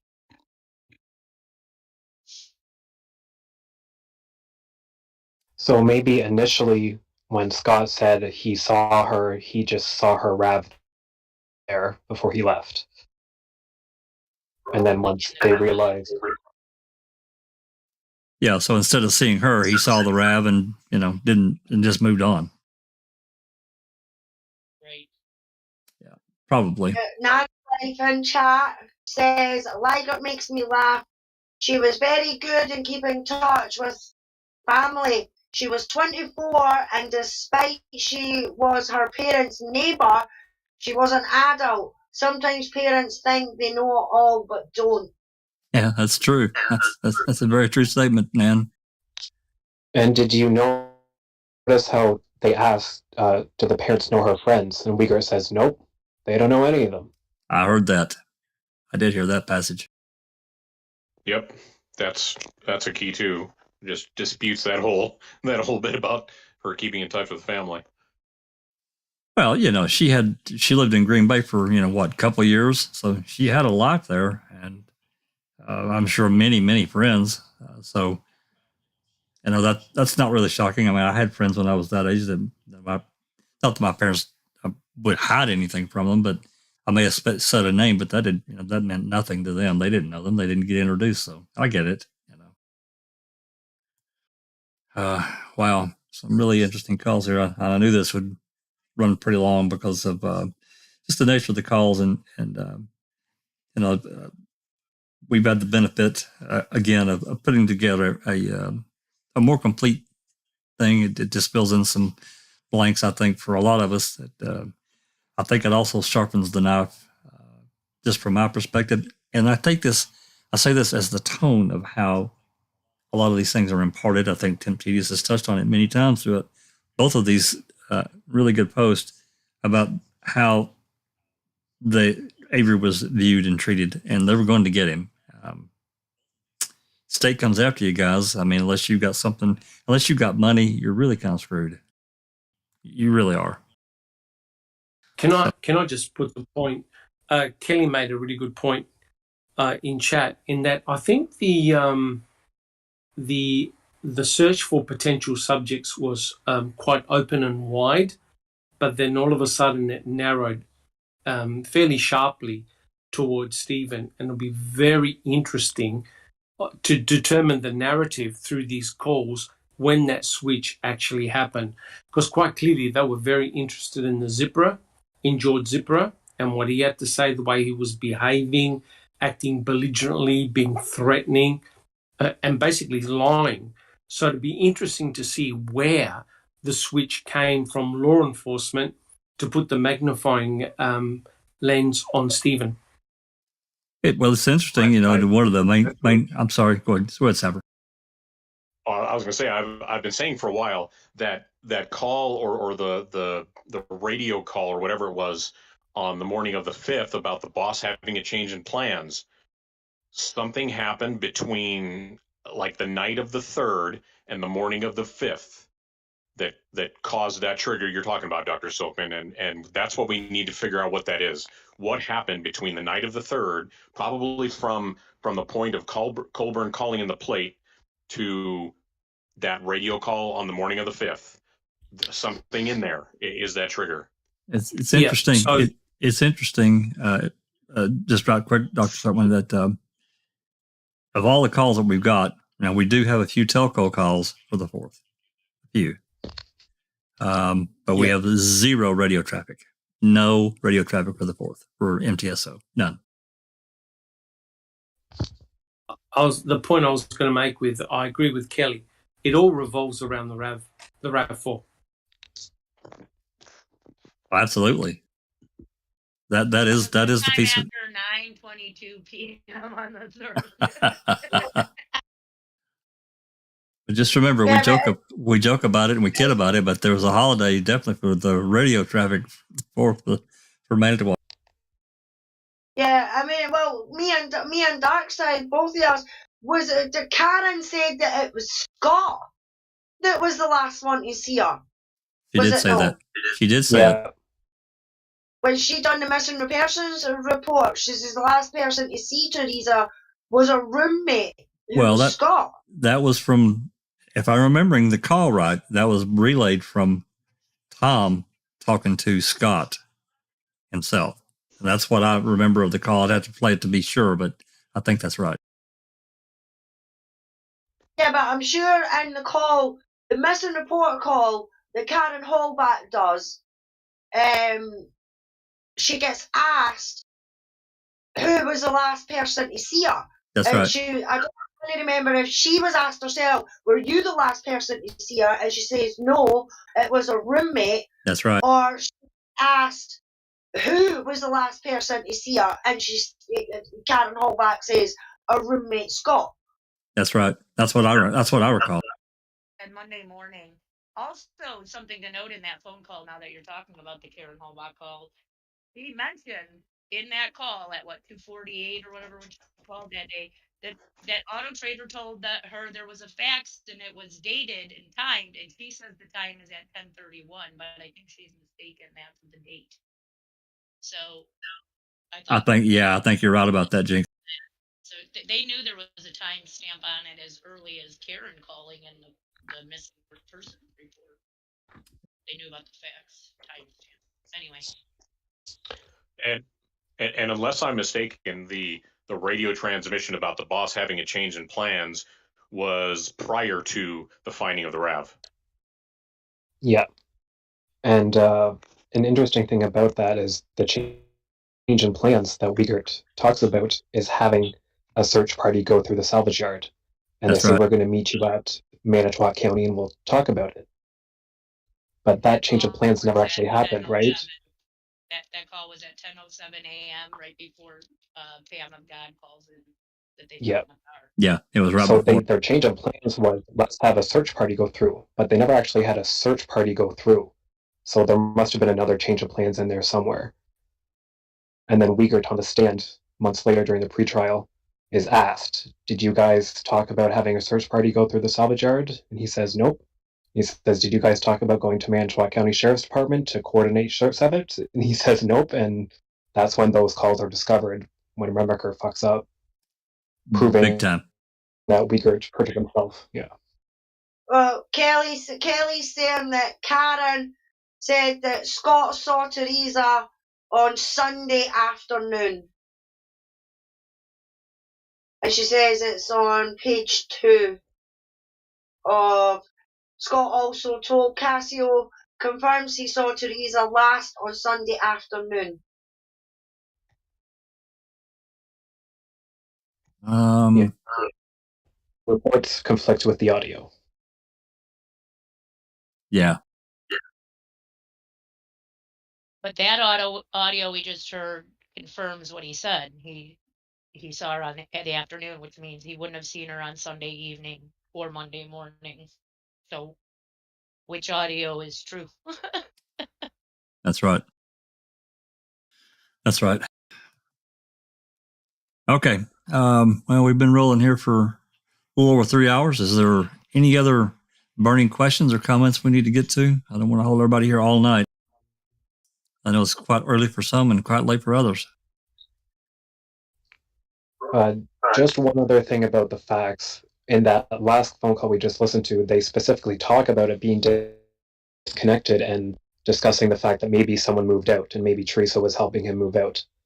So that's something else that I think shows they should have at least asked this guy, the Vanderhoevel guy, if he disconnected any phone lines or anything.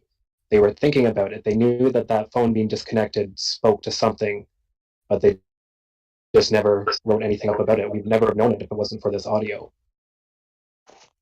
That's right. That's a good point.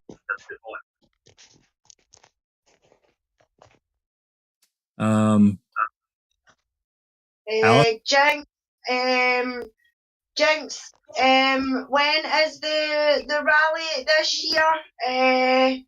So the rally, the rally this year will be at Manitowoc Courthouse for 2 days this year on Friday and Saturday, July 15th and 16th. There will also be a rally if you have time and make it on the 14th at Madison and on the 12th at the Calumet County Sheriff's Courthouse, Sheriff's Department Courthouse. Where in Madison or is that going to be held at? I'm just curious.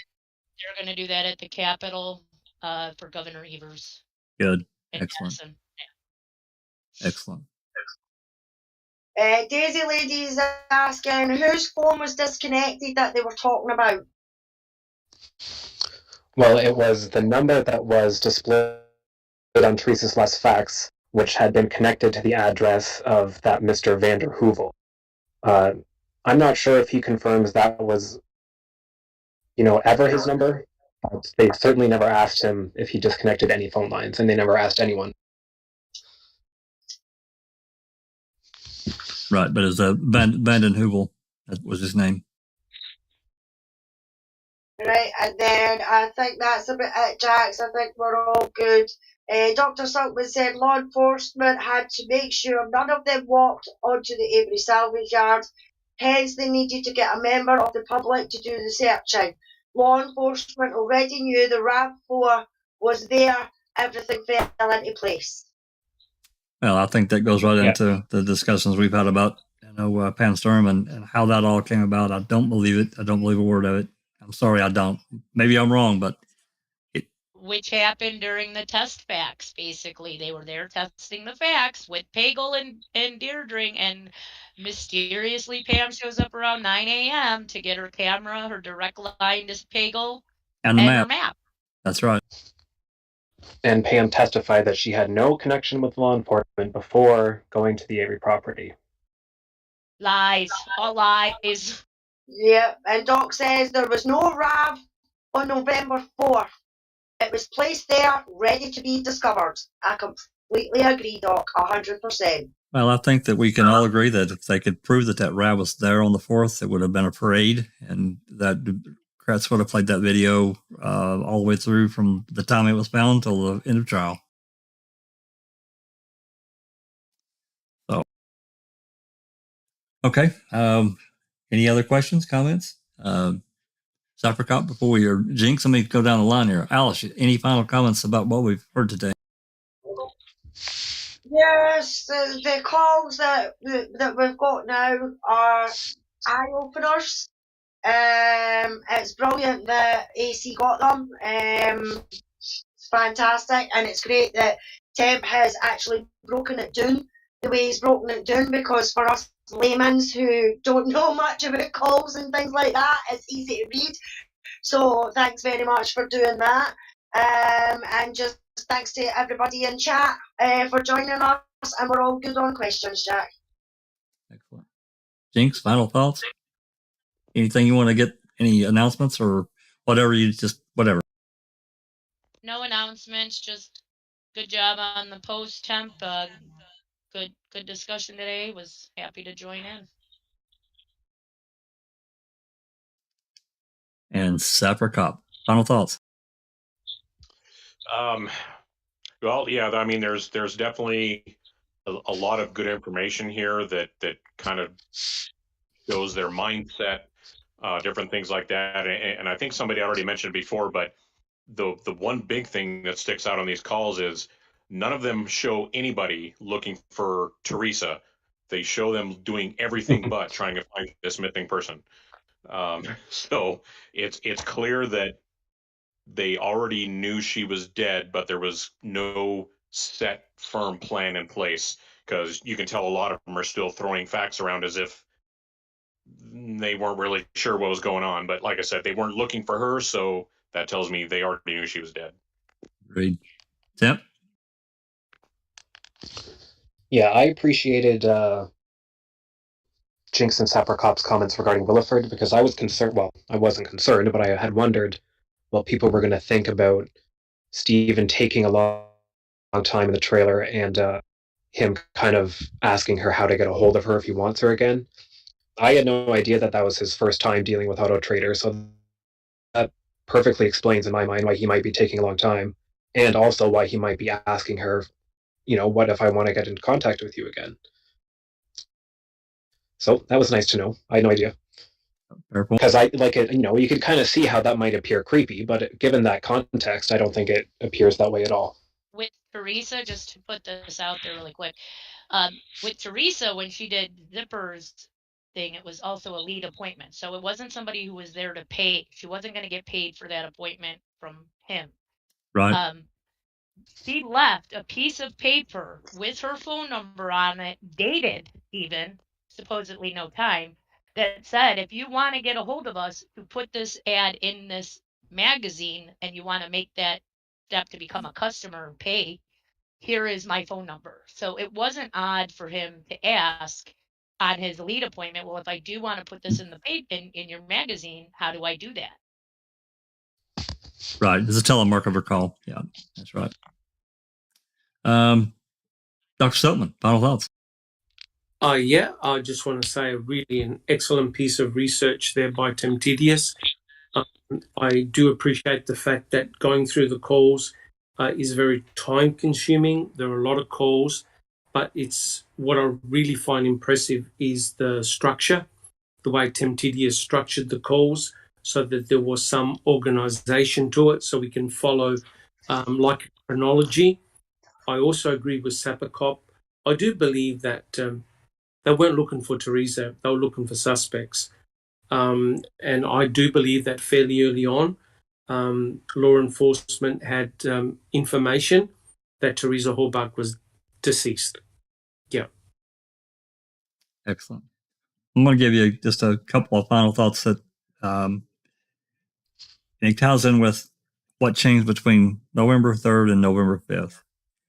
And it goes right back to that call. Again, I don't mean this in any, trying to throw out innuendo or rumor or anything else. The call that Freiberg made on the 4th to DA Rohr, I don't know what that's about. And that's the only major thing that I can think of. It's like, what the hell is that about? Why is he calling down there? They're in the middle of an investigation. And plus on top of that, they're involved with a lawsuit on this guy, around this. It's just like, what the hell, man? I don't know if that had anything to do with it or not. It just strikes me as really strange. So in the call, do you notice how Freiberg, the AAG, says he was speaking to Skorlinski, and then he kind of wanders off and he's like, well, the bottom line is, so he doesn't actually explain what they talked about. But one of the first things that Skorlinski does the next day, after he had this conversation with Freiberg, whatever they talked about that resulted in that panicked call, one of the first things that Skorlinski does is interview Stephen and ask him about Bobby and whether he spoke to Teresa on the phone, because they assumed, I guess, at first that Teresa called when Bobby was home and they might have spoke on the phone. So I just thought that was interesting. That's probably one of the first things he did the next day. That is interesting. And interesting that Freiberg had been talking to Skorlinski at all. I mean, I know it's, kind of all the under that umbrella, but still, I don't know. This coincidental stuff, it really bothers me. It creates doubt for me, and I hate that in looking, for people that are supposed to be looking for actual truth. So that's a whole other thing. Anyway, that's it for everybody. I want to thank Temptedious for coming on and being part of the conversation. That we really appreciate it. And, along with, any other researchers out there that want to come and discuss whatever, if we can make it happen, we will. But, these calls, they lend itself to, again, I guess colorizing for me is maybe the wrong word, giving a flavor of, we've played a small sampling. We played 21 last week, and today I think we played 11. I think it's 11 calls or maybe 12, something like that, surrounding. And I know these are only snapshots in time. Still, some of the theme that we hear throughout is, let's get him, I hope you get them. They're just things that they look really bad. The dead Strauss call, it's absolutely terrible. She should have been ran out on a rail to the other side of the state. You can't be a part of it because you've already biased yourself so badly, because you clearly don't like the guy for whatever reason. I think the Wilford call, I don't totally change my mind about her call. I do think some of it is explainable, but I still think she filed on more than she should have. She was trying to add something flavor-wise, emotion-wise to the call, more than just saying, hey, this is my experience. This is what happened when I went, and that's it. So anyway, I want to thank everybody that came in the Discord, everybody in the live chat. It's really been fun and been a lot of really great conversation. Don't know what we'll do for next week. If there's more calls that get dissected and taken apart, I'm glad to do it. I think it's important that we do it now, instead of waiting. Let's get it done and see what we can connect, and these calls that can be put together. One final thing. Idea. Yeah, one final thing. If there are a series of calls that people think are key, that are important, let one of us know, and I'll put it in the list. I've got a few more. Kelly wants me to do one. I haven't got to it yet. I've got to make a correction on one that I had put up that you guys had found an actual timestamp, so I get to get that one corrected. I think there might be maybe one other. So just let me know, and I'm glad to do it. I'm not very fast at it, but I will do it. So with that said, I think we're good to go. We really appreciate everybody dropping by with us for 3 hours and 25 minutes. With that said, this has been a Foul Play production.